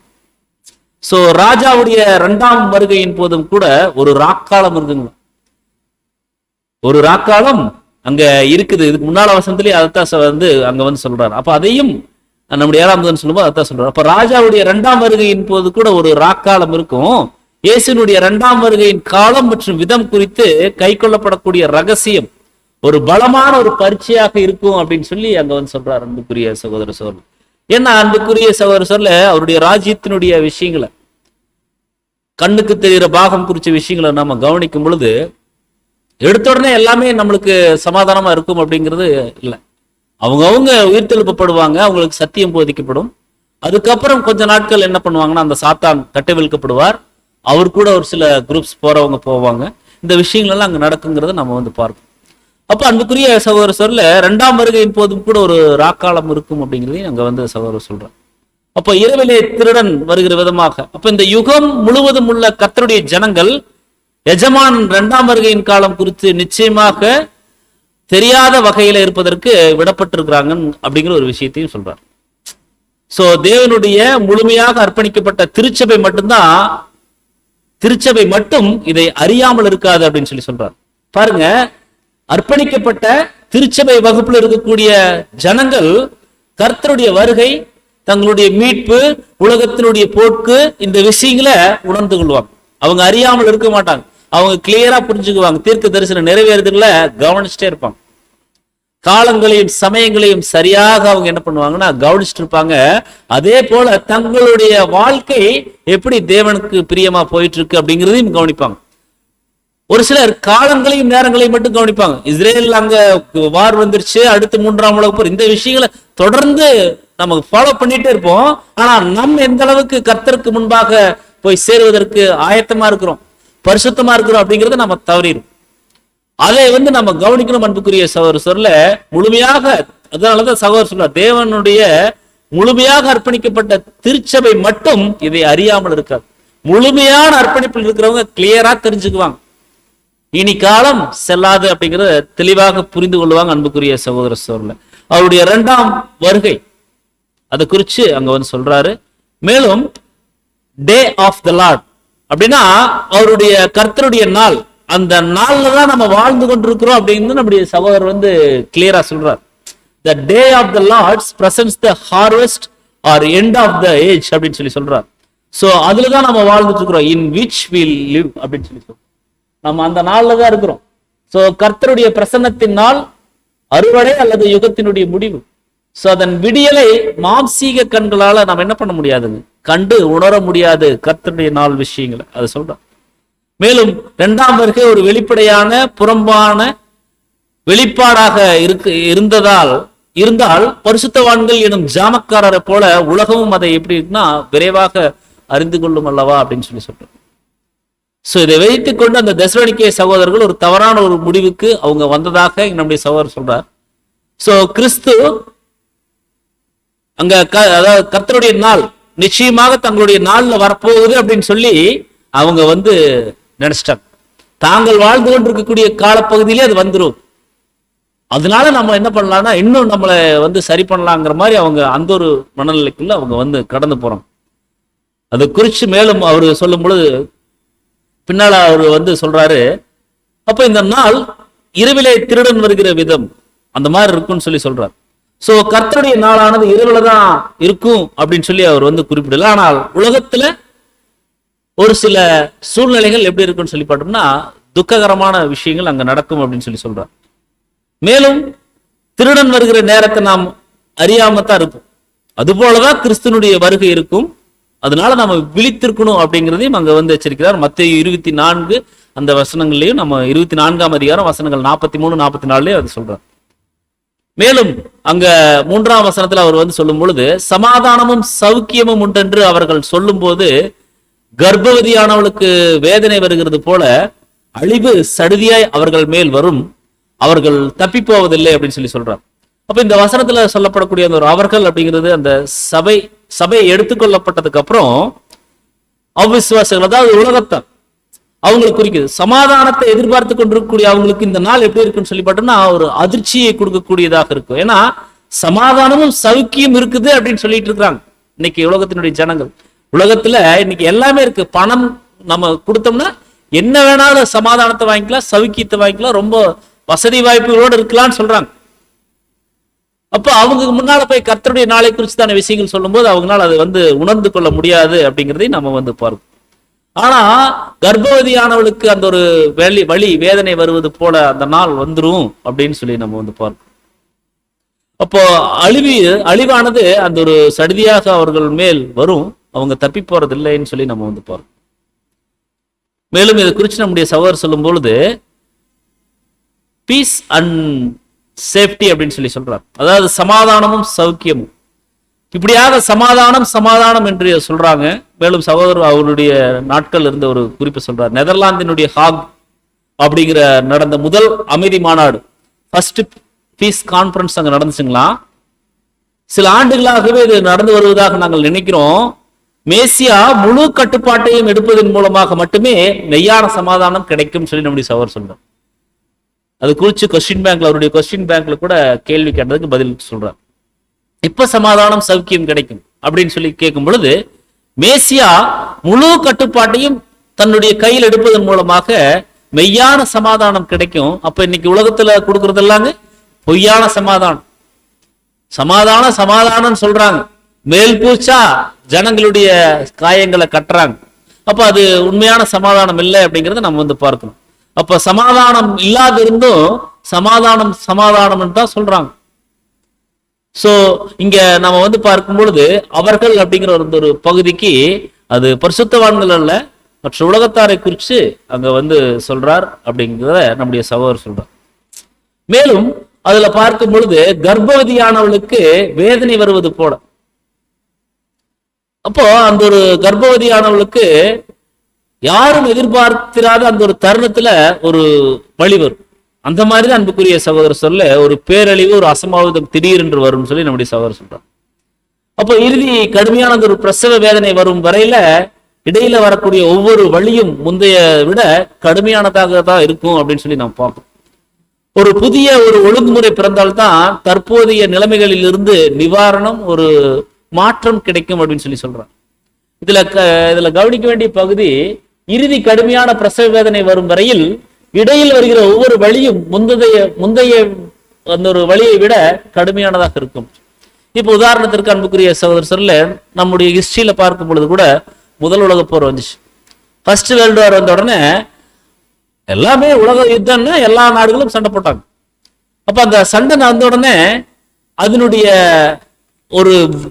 ஒரு பாதிப்பு அந்த ஜனங்களை ரொம்பவுமே பயப்பட வச்சது. ஐயோ என்ன இவ்வளவு சண்டை, இவ்வளவு ரத்தம், இவ்வளவு ஒரு பீரங்கி மற்றும் துப்பாக்கிகள் இப்படி எல்லாமே இருக்குது அப்படின்னு சொல்லிட்டு ரொம்ப பயந்துட்டாங்க. அந்த பயம் போன அவங்களுக்குள்ள ஒரு சமாதான ஒரு உடன்படிக்கை ஏற்படுத்தி நீ சண்டை போட வேண்டாம், சமாதானமா இருக்கலாம்னு நினைச்சாங்க. அப்படி நினைச்சிட்டு ஒருவருக்கொருவர் இருக்கும் பொழுதே அடுத்து 2ஆம் உலக போர் வந்துருச்சு. 2ஆம் உலக போர்ல அங்க ஜப்பான்ல ஹிரோஷிமா நாகசாகி மேல எல்லாம் குண்டுகள் போடுறாங்க. குண்டுகள் போட அந்த அதாவது வந்து லிட்டில் பாய் ஃபேட் மேன், அந்த ரெண்டு குண்டு, அதாவது வந்து சின்ன பையன் குண்டு பையன், இந்த மாதிரி அந்த குண்டுகள் எல்லாம் வந்து போட்டு அந்த அணு ஆயுதங்கள் அணு உலையெல்லாம் வந்து வரும்பொழுது அப்படியே எல்லாரும் பஸ்மமாயி போயிட்டாங்க. அப்ப பாருங்க, முதல்ல விட ரெண்டாவது எப்படி இருந்துச்சுங்க? முதல்ல பயங்கர கடுமையா இருந்துச்சு, அவங்களால தாங்க முடியல, அதுக்குள்ள ரெண்டாவது வந்துருச்சு. ரெண்டாவது சரி இனி வந்து ஒன்றும் பிரச்சனை இல்லை, நம்ம வந்து ஒரு யூஎன் அமைப்பு ஏற்படுத்தி எல்லா பக்கம் சமாதானம் ஏற்படுத்திடலாம், அணு ஆயுதங்கள் பயன்படுத்த வேண்டாம், அப்படி எல்லாம் அவங்க வந்து முடிவுக்குள்ள வர்றாங்க. ஒரு சட்டத்திட்டங்கள் கட்டுப்பாட்டுக்குள்ள வந்து ஒரு இணக்கமா ஒரு புரிந்துணர்வு ஒரு ஒப்பந்தம் அவங்களுக்குள்ள ஏற்படுத்தி கொண்டு அவங்க இருந்துட்டாலும் அடுத்தது மூன்றாம் உலகப் போர் வரத்தான் போகுது. ஆனா அது முந்தையதை விட இது ரொம்ப கடுமையாக இருக்கு அன்புக்குரிய சகோதர சோழ, அது ரொம்ப கடுமையாக இருக்கு. மேலும் பார்த்து இப்ப கூட நம்மளுக்கு கொரோனா கூட வந்துட்டு போச்சு, அதெல்லாம் ஒரு சின்ன சின்ன வழிதான், ஆனா பெரிய வழி நிச்சயமாக அது வரப்போகுது அப்படின்னு சொல்லி நம்ம வந்து பார்க்கணும். அதுதான் அங்க வந்து பார்க்கிறப்ப ஒரு புதிய ஒரு ஒழுங்குமுறை பிறந்தால்தான் தற்போதைய நிலைமைகளில் இருந்து ஒரு நிவாரணம் கிடைக்கும் அப்படின்னு சொல்லி அங்க சொல்றார். அழிவு சடுதியாய் வரும். அப்ப கடந்த 6000 ஆண்டுகளினுடைய மெதுவான செயல்முறைகள் கூட ஒப்பிடும்போது இது ஒரு, அதாவது ஒரு விரைவான ஒரு அழிவாக இருக்கும் அப்படின்னு சொல்லி சொல்றார். சோ உபத்திரவம் ஒரு மணி நேரத்திலோ ஒரு நாளிலோ அல்லது ஒரு வருடத்திலோ வரும் அப்படின்னு சொல்லி வேத வாக்கியங்கள் எங்காவது சொல்லியிருக்கான இல்லை, மாறாக அது நிச்சயம் வரும் அப்படின்னு சொல்லி சொல்றார். அப்ப நாகரீக உலகத்தின் மீது வரப்போகக்கூடிய அந்த ஒரு பேரழிவு மிகவும் எப்படி வருமாங்க, சடுதியாக திடீரென்று எதிர்பார்க்காத ஒரு சூழ்நிலையில அது வரும். இப்ப நம்ம கொரோனா எதிர்பார்த்தாங்களா வரும்? இல்லையே, கொரோனா என்னன்னு தெரியாது, அது கண்ணுல கூட பார்க்க முடியல கடைசியில. ஆனா அன்புக்குரிய சகோதர சகோதரியில அது வந்து கிட்டத்தட்ட 200க்கும் மேற்பட்ட நாடுகள் அது வந்து முடக்கி போட்டுருச்சுன்னு சொல்லி நம்ம வந்து பாருங்க. அப்போ ஒரு சடுதியாக வரும் அப்படின்னு சொல்லி நம்ம வந்து இங்க சகோதரர் சொல்றார். அப்போ உலகத்தினுடைய அந்த ஒரு அமைப்புகளும் அரசியலும் தூக்கி எறியப்படுவதிலிருந்து உலகம் தப்பிக்கொள்ள முடியாது. இன்னைக்கு எல்லாம் நினைக்கிறாங்க நம்ம அமைப்புகளை ஏற்படுத்தி எல்லாமே ஒரு கட்டுக்குள்ள வச்சிட்டோம்னா யாரும் நம்மளை மீறி செயல்பட மாட்டாங்க அப்படின்னு ஒவ்வொருத்தரும் நினைச்சிட்டு இருக்கிறாங்க. ஆனா இங்க நம்முடைய சகோதரர் சொல்லும் பொழுது உலகத்தினுடைய அமைப்புகளும் அரசியலும் தூக்கி எறியப்படுவதிலிருந்து உலகம் தப்பிக்கொள்ள முடியாது. இன்னைக்கு 4 அமைப்பிலும் கொஞ்சம் கொஞ்சமா ஒரு சுழல் காற்று அடிச்சுட்டு இருக்கு, நாளைக்கு அது சுத்தி அடிச்சு தூக்கி வீசப்படும் அன்புக்குரிய சகோதரர் சொல்ல. அதுக்கு சாம்பிள் இப்ப போயிட்டு இருக்கு. தேவனை பற்றியும் அவருடைய நீதியை பற்றியும் அறிந்திருந்தும் உலகப் பொருள் சார்ந்த அந்த ஒரு காரியங்களை உயர்வாக மதித்தவர்களுக்கு இது ஒரு நீதியான ஒரு சரிக்கட்டுதலாக இருக்கும் அப்படின்னு சொல்லி இங்க சகோதரர் வந்து சொல்ற. மேலும் சகோதரர் சொல்லும்போது உலகம் அறியாதிருக்கும் அந்த ஒரு அழிவினுடைய விஷயம். ஆனா கர்த்தருடைய ஊழியக்காரரால் அநேகரும் கூட நித்திரை பண்ணி கொண்டிருக்கிறபடினால கட்டளை இட்டபடி விழித்து கொண்டிருக்காமல் இருக்கின்றன அப்படின்னு சொல்லி சொல்றார். மேலும் அங்க சொல்றாரு, அராஜகம் தற்போதைய அந்த ஒரு ஒழுங்குமுறையின் முழுமையான அழிவை நிறைவேற்றி இருக்கும் போது அது கிறிஸ்துவின் ராஜ்யம் அமைப்பதற்கான சமயமாக இருக்கும். மேலும் அங்க சொல்றாரு, பின்னர் அவர் முழு உபத்திரவத்தையும் திடீரென சடுதியில முடிவுக்கு கொண்டு வந்துருவார் அப்படின்னு சொல்லி சொல்றாரு. அதனாலதான் அங்க வந்து சொல்றாரு, அந்த அந்த நாள் ஒரு ஒரு அழிவு வந்துரும், அதனால நீங்க என்ன பண்ணுங்க, அழிவு சடுதியாய் அவர்கள் மேல வந்துரும், அவர்கள் தப்பிக்கொள்றது இல்லை. ஆனா நம்மளுக்கு சொல்லும் பொழுது நீங்க ரொம்ப ஞானமா நீங்க செயல்பட்டு காலத்தையும் சமயத்தையும் உணர்ந்து உங்களுடைய அழைப்பையும் தெரிந்து கொள்வதிலையும் நீங்க என்ன பண்ணுங்கன்னா ரொம்ப உறுதியா பிடிச்சு கொள்ளணும் அப்படின்னு சொல்லி சொல்றார்.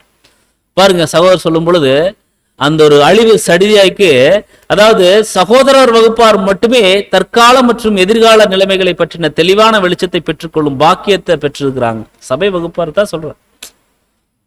உலகத்தார் அவிசுவாசிகளாக இருக்கிறாங்க, அவங்களுக்கு அந்த ஒரு அழிவு வரும் அப்படிங்கிறது அங்க வந்து சொல்லிட்டேன். 4ஆம் வசனத்தில் சொல்றாரு, சகோதரரே அந்த நாள் திருடனை போல உங்களை பிடித்துக் கொள்ளத்தக்கதாக நீங்கள் அந்தகாரத்தில் இருக்கிறவர்கள் அல்லவே அப்படின்னு சொல்லி சொல்றார். ஆர் நாட் இன் டார்க்னஸ் அப்படின்னு சொல்லி சொல்றார். சோ தட் டே, அந்த நாள் அப்படிங்கிறது இங்க நம்முடைய சகோதரர் சொல்றாரு, மாபெரும் 7ஆம் 1000 ஆண்டு அந்த ஒரு நாள் குறித்து சொல்றார். சோ கர்த்தருடைய பிரசன்னத்தின் நாள் அது உபத்திரவ காலம். சோ எப்படி உலகம் பிடிக்கப்பட்டுள்ளதோ அதுபோல விழிப்பா இல்லாத கிறிஸ்துவனையும் அந்த நாள் என்ன பண்ணுங்களாமா பிடித்து கொள்ளும் எல்லாத்துக்குமே ஒரு எச்சரிப்பு தான் இந்த ஒரு கர்த்தருடைய நாள். சோ அது திருடனை போல அது வந்துரும். அது ஒரு கண்ணியை போல முழு உலகத்தின் மீது வரும்.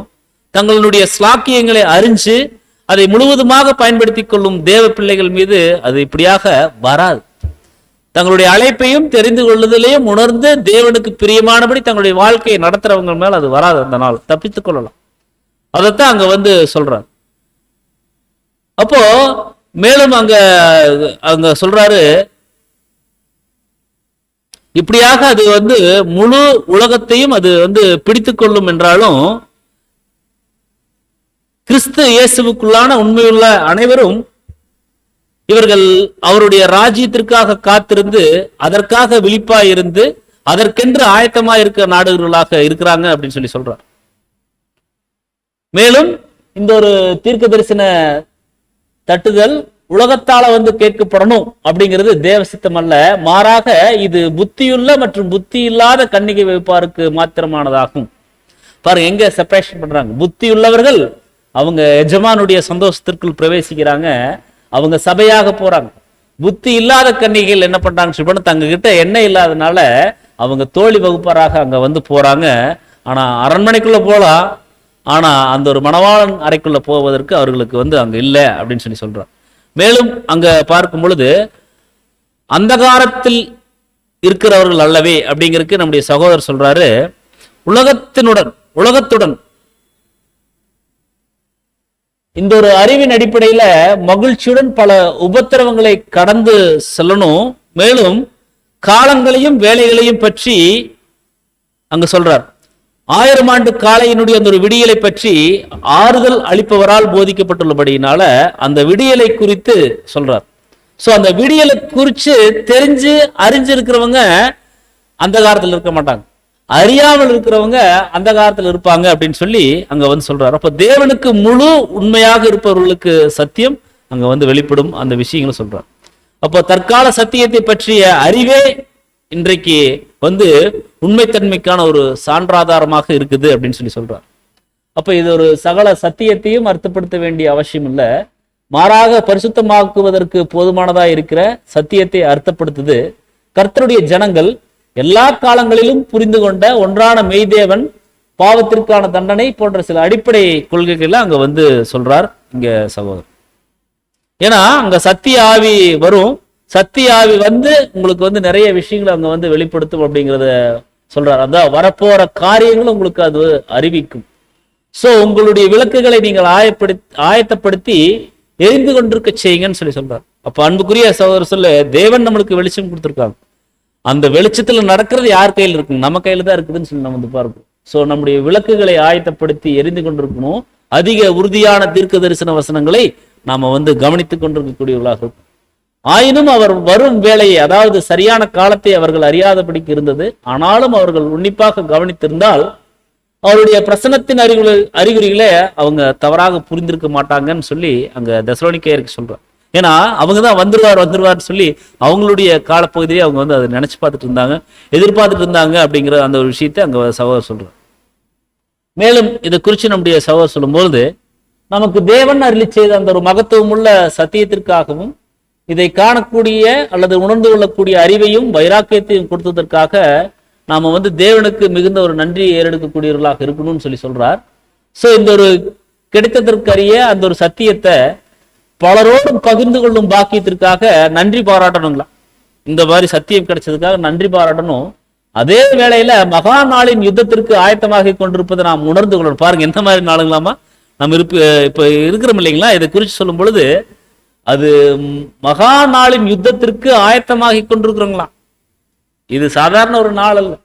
சோ நம்முடைய அறிவு கண்கள் திறக்கப்பட்டதுனால உலகத்தின் போக்குல நிகழ்ந்து கொண்டிருக்கிற மாறுதல்களை உன்னிப்பாக கவனித்து வர இருக்கின்ற மகிமையுள்ள மேசியாவின் ராஜ்யத்தை எதிர்பார்த்து கொண்டிருக்கணும் அப்படின்னு சொல்லி சொல்றாங்க. மேலும் நம்முடைய ரட்சிப்பின் அதிபதியாகிய கிறிஸ்துவின் அதிகாரத்தில் இருக்கக்கூடிய அந்த ஒரு அறுப்பின் காலம் இன்னும் எவ்வளவு நாள் நீடிக்கும் அப்படிங்கிறத நாம அறியாதிருப்பதால திருப்திப்பட வேணும் அப்படின்னு சொல்லி சொல்றார். நம்முடைய நோக்கம் எல்லாம் நம்முடைய அழைப்பையும் நம்முடைய தெரிந்து கொள்ளுதலையும் உறுதியாக்கி கொள்றது தான். ஆரம்பத்திலேயே நம்ம வந்து கவனிச்சோம் நண்புக்குரிய ஒரு சொல்ல, காலங்கள் நேரங்கள் நம்ம பார்க்கிறோம். சமயங்கள் பார்க்கிறோம், தீர்க்கதரிசன வசனங்கள் பார்க்கிறோம், எல்லாமே கவனிக்கிறோம். நாம் அவரோடு போய் சேர்வதற்கு ஆயத்தமா இருக்கிறோமா? எந்த ஸ்டேஜ்ல நாம் இருக்கிறோம்? இதோ மணவாளன், அதுதான் சரி. மணவாளன் வந்தாச்சு, பக்கத்துல இதோ இங்க இருக்கிறார், நம்ம ரெடியா? இது நம்ம யோசிக்கணும். அன்புக்குரிய சகோதரர் சொல்லு, நம்முடைய நோக்கமெல்லாம் நம்முடைய அழைப்பையும் தெரிந்து கொள்வதில் நம்ம என்ன பண்ணுங்க, அழைக்கப்பட்ட அழைப்பினுடைய நோக்கம், அந்த அழைக்கப்பட்ட அழைப்பினுடைய மேன்மையை நாம் உணர்ந்தவர்களாக இருக்கணும் அப்படிங்கிறத நம்ம கவனிக்கிறோம். மேலும் 5ஆம் வசனத்தில் சொல்றாரு, நீங்கள் எல்லாரும் வெளிச்சத்தின் பிள்ளைகளும் பகலும் பிள்ளைகளுமா இருக்கிறீங்க, நாம் இரவுக்கும் இருளுக்கும் உள்ளானவர்கள் அல்லவே அப்படின்னு சொல்றார். இதுக்கு முன்னால சொல்லிட்டாரு, அர்ப்பணிக்கப்பட்டவர்கள் அந்தகாரத்தில் இருக்க மாட்டாங்க அப்படின்னு சொல்றார். அடுத்த சொல்றாரு பாருங்க, வெளிச்சத்தின் பிள்ளைகளும் பகலின் பிள்ளைகளுமா இருக்கிறீங்க அப்படின்னு சொல்றாரு. மேலும் நம்மளை குறித்து சொல்லும்போது, நாம் இரவுக்கும் இருளுக்கும் உள்ளானவர்கள் அல்லவே அப்படின்னு சொல்றார். 8ஆம் வசனத்துல சொல்லுவாரு, நாம் பகலுக்குரியவர்கள் அப்படின்னு சொல்லுவார். இப்ப இந்த 5ஆம் வசனத்துல நம்ம கவனிக்கும் போது, அதாவது அர்ப்பணிக்கப்பட்டவர்களுடைய வாழ்க்கை அப்படிங்கிறது உலகத்தினுடைய ஒரு வாழ்க்கையை விட முற்றிலும் மாறுபட்டது. உலகத்தினுடைய ஒரு வாழ்க்கையிலிருந்து முற்றிலும் மாறுபட்ட ஒரு வாழ்க்கை வாழ்பவங்க தான் அர்ப்பணிக்கப்பட்டவர்கள். அது இருளுக்கும் வெளிச்சத்திற்கும் இருக்கக்கூடிய ஒரு வித்தியாசத்தை போலது. இப்ப இரவு, அதாவது இருள், வெளிச்சம், இது ரெண்டும் ஒண்ணுங்களா? இல்லைங்களா? அப்ப அந்த மாதிரிதான் அர்ப்பணிக்கப்பட்டவர்கள் உடைய வாழ்க்கை, உலகத்தினுடைய வாழ்க்கை, இது ரெண்டுமே ஒரு வேறுபாடானதாகத்தான் இருக்குது. அந்த வித்தியாசத்தை நாம் காண்பிக்கக்கூடியவர்களாக. எபேசியர் 5:8 சொல்லுவார், முற்காலத்துல நீங்க அந்தகாரமா இருந்தீங்க, இப்பொழுதோ கர்த்தருக்குள் எப்படி இருக்கிறீங்க, வெளிச்சமா இருக்கிறீங்க அப்படின்னு சொல்றார். சோ வெளிச்சமா இருக்கிறதுனால, கர்த்தருக்குள் வெளிச்சமா இருக்கிறதுனால வெளிச்சத்தின் பிள்ளைகளால் நடந்து கொள்ளுங்க.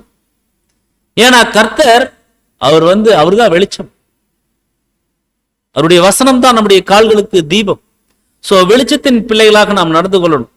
மற்றவர்கள் தூங்குற மாதிரி நம்ம என்ன பண்ணிடக்கூடாதுங்க, தூங்கிடக்கூடாது அப்படிங்கிறத நம்ம கவனிக்கிறோம். அப்ப இங்க பாக்குறோம், வெளிச்சத்தின் பிள்ளைகள் அப்படின்னா சில்ட்ரன் ஆஃப் லைட் அப்படின்னு சொல்றாங்க. அப்போ ஜெனிப்பித்தலின் அந்த ஒரு பரிசுத்த ஆவியை பெற்றிருக்கிற தேவனுடைய பிள்ளைகள் அனைவரும், உங்கள் வெளிச்சம் மனுஷர் முன்பாக பிரகாசிக்கிற மாதிரி நம்ம இருக்கணும். நம்முடைய வெளிச்சம் மனுஷர் முன்பாக பிரகாசிக்கிற மாதிரி இருக்கணும்.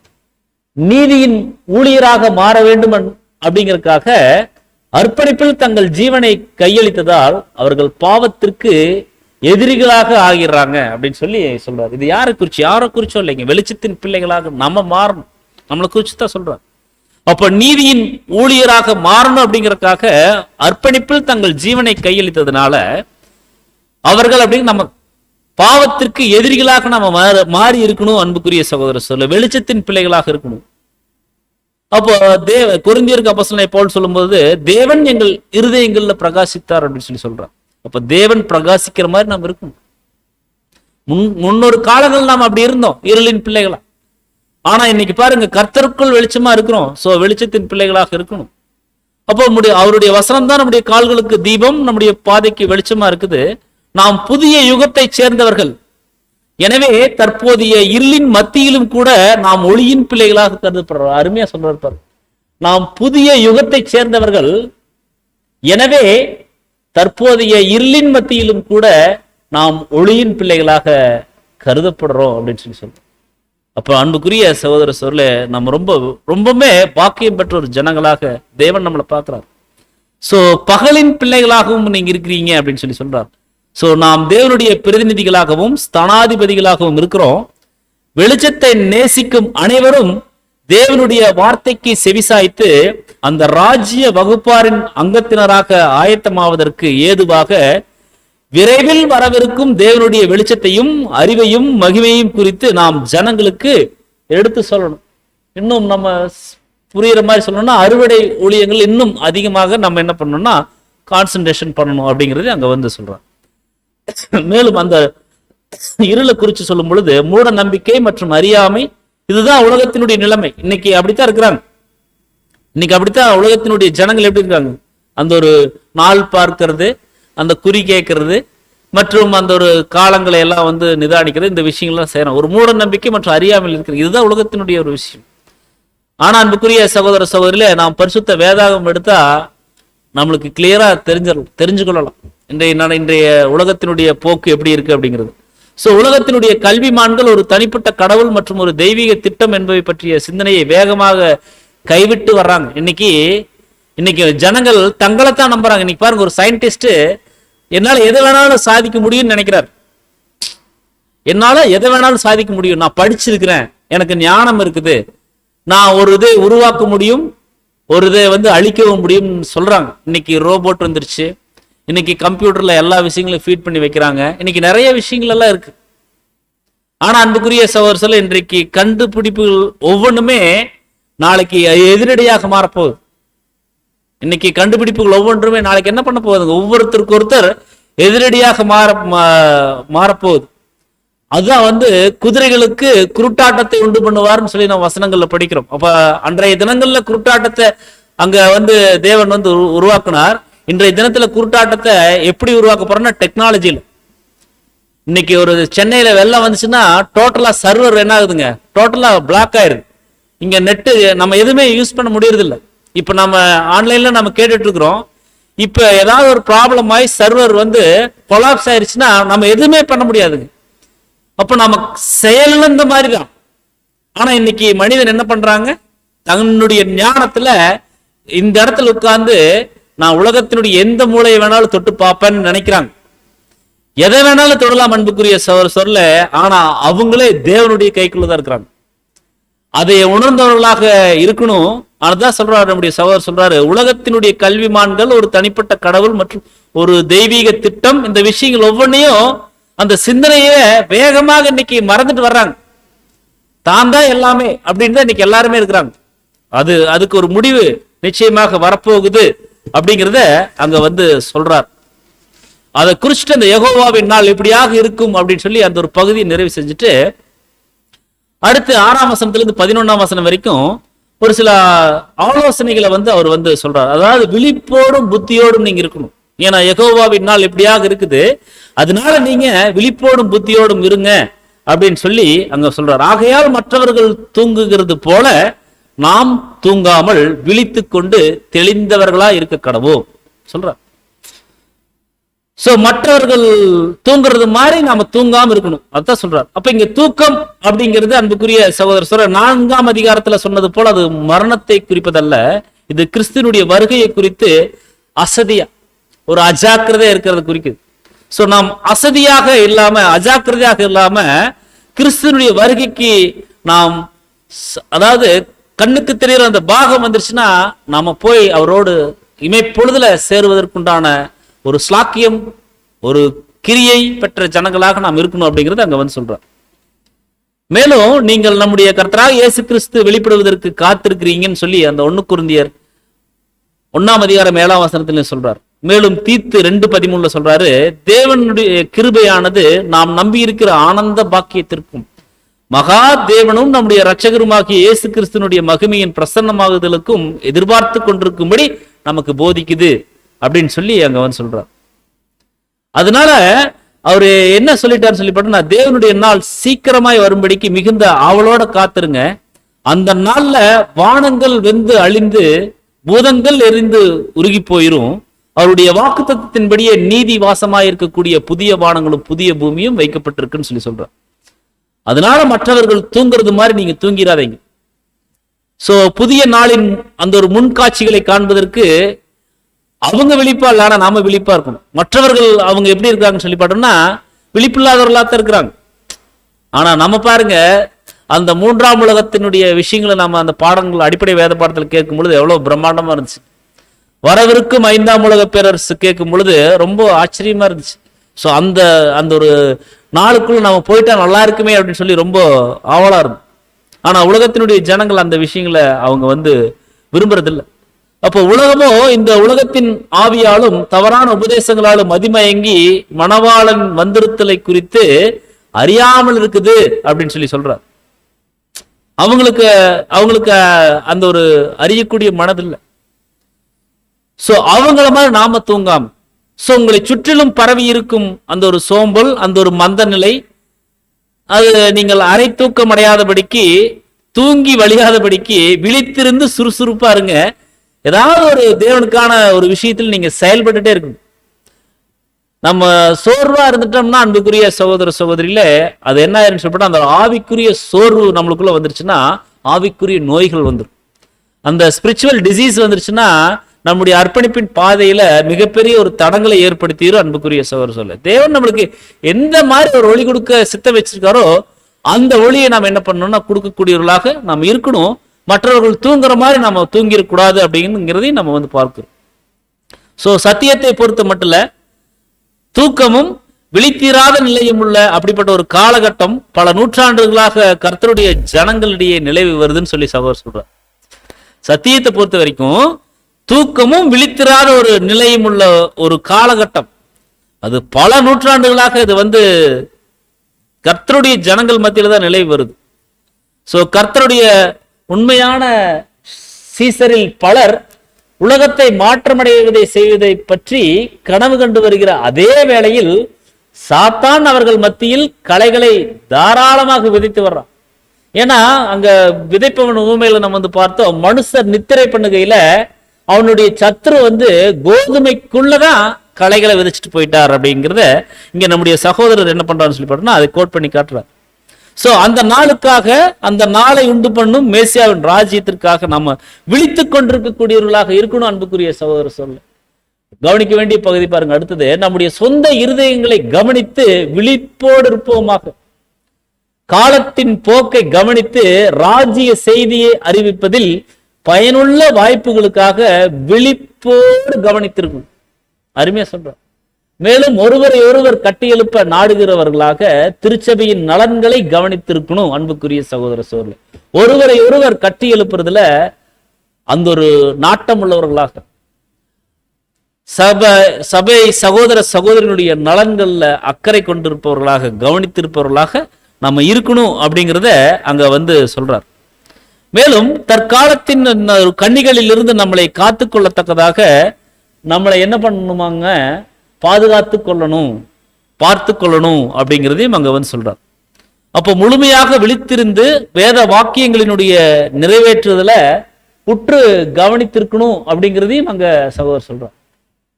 மேலும் இந்த காலத்திற்கே உரிய கடமை என்ன என்பதை உணர்ந்து அதனை செய்வதில் ஜாக்கிரதையாக இருக்கும்.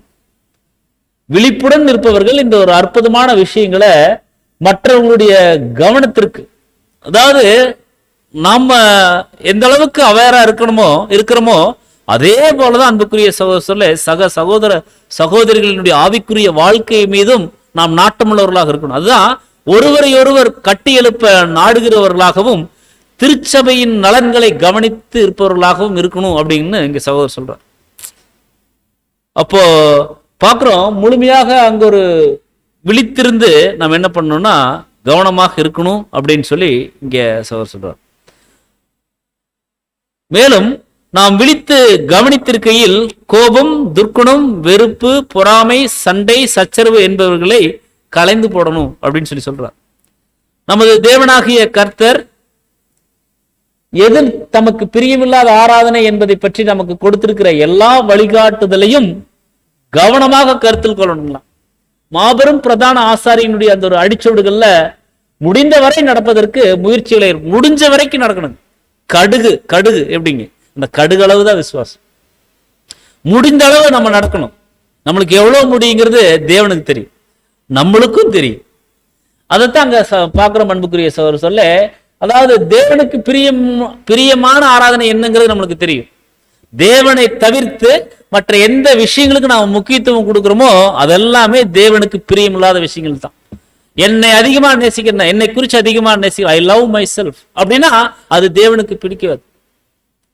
இன்னும் என்னுடைய ஒரு வசதி வாய்ப்புகளை நான் பெருசா நினைக்கிறேன்னா, அதுக்கு முக்கியத்துவம் கொடுக்குறேன்னா அது தேவனுக்கு பிடிக்கும். தேவனுக்கு பிரியமான விஷயங்களை மட்டும்தான் அன்புக்குரிய சகோதரர் சொல்ல ஒவ்வொரு புது சிருஷ்டியும் செய்யக்கூடியவர்களாக அங்க இருக்கணும் அப்படிங்கிறத அங்க வந்து சொல்றார். மேலும் விழித்திருங்கள் அப்படிங்கிற அந்த ஒரு கட்டளையானது விழித்திருப்பவர்களுக்கு ஏற்ற வேளையில் ஏற்ற ஒரு அறிவு அருளப்படும் அப்படிங்கிறதையும், அந்த அறிவு விழிப்புடன் இல்லாதவர்களிடம் காணப்படாது அப்படிங்கிறதையும் அர்த்தப்படுத்துறது இல்லையா? கேட்கிறார் கேள்வி. சோ விழித்திருங்கள் அப்படின்னா ஞானம் உள்ளவர்களாக நாம விழித்திருக்கணும். இல்லைன்னா அந்த விழித்திருக்கக்கூடிய அறிவில்லாதவர்களா நம்ம மாறிடுவோம் அன்புக்குரிய சகோதரர்களே.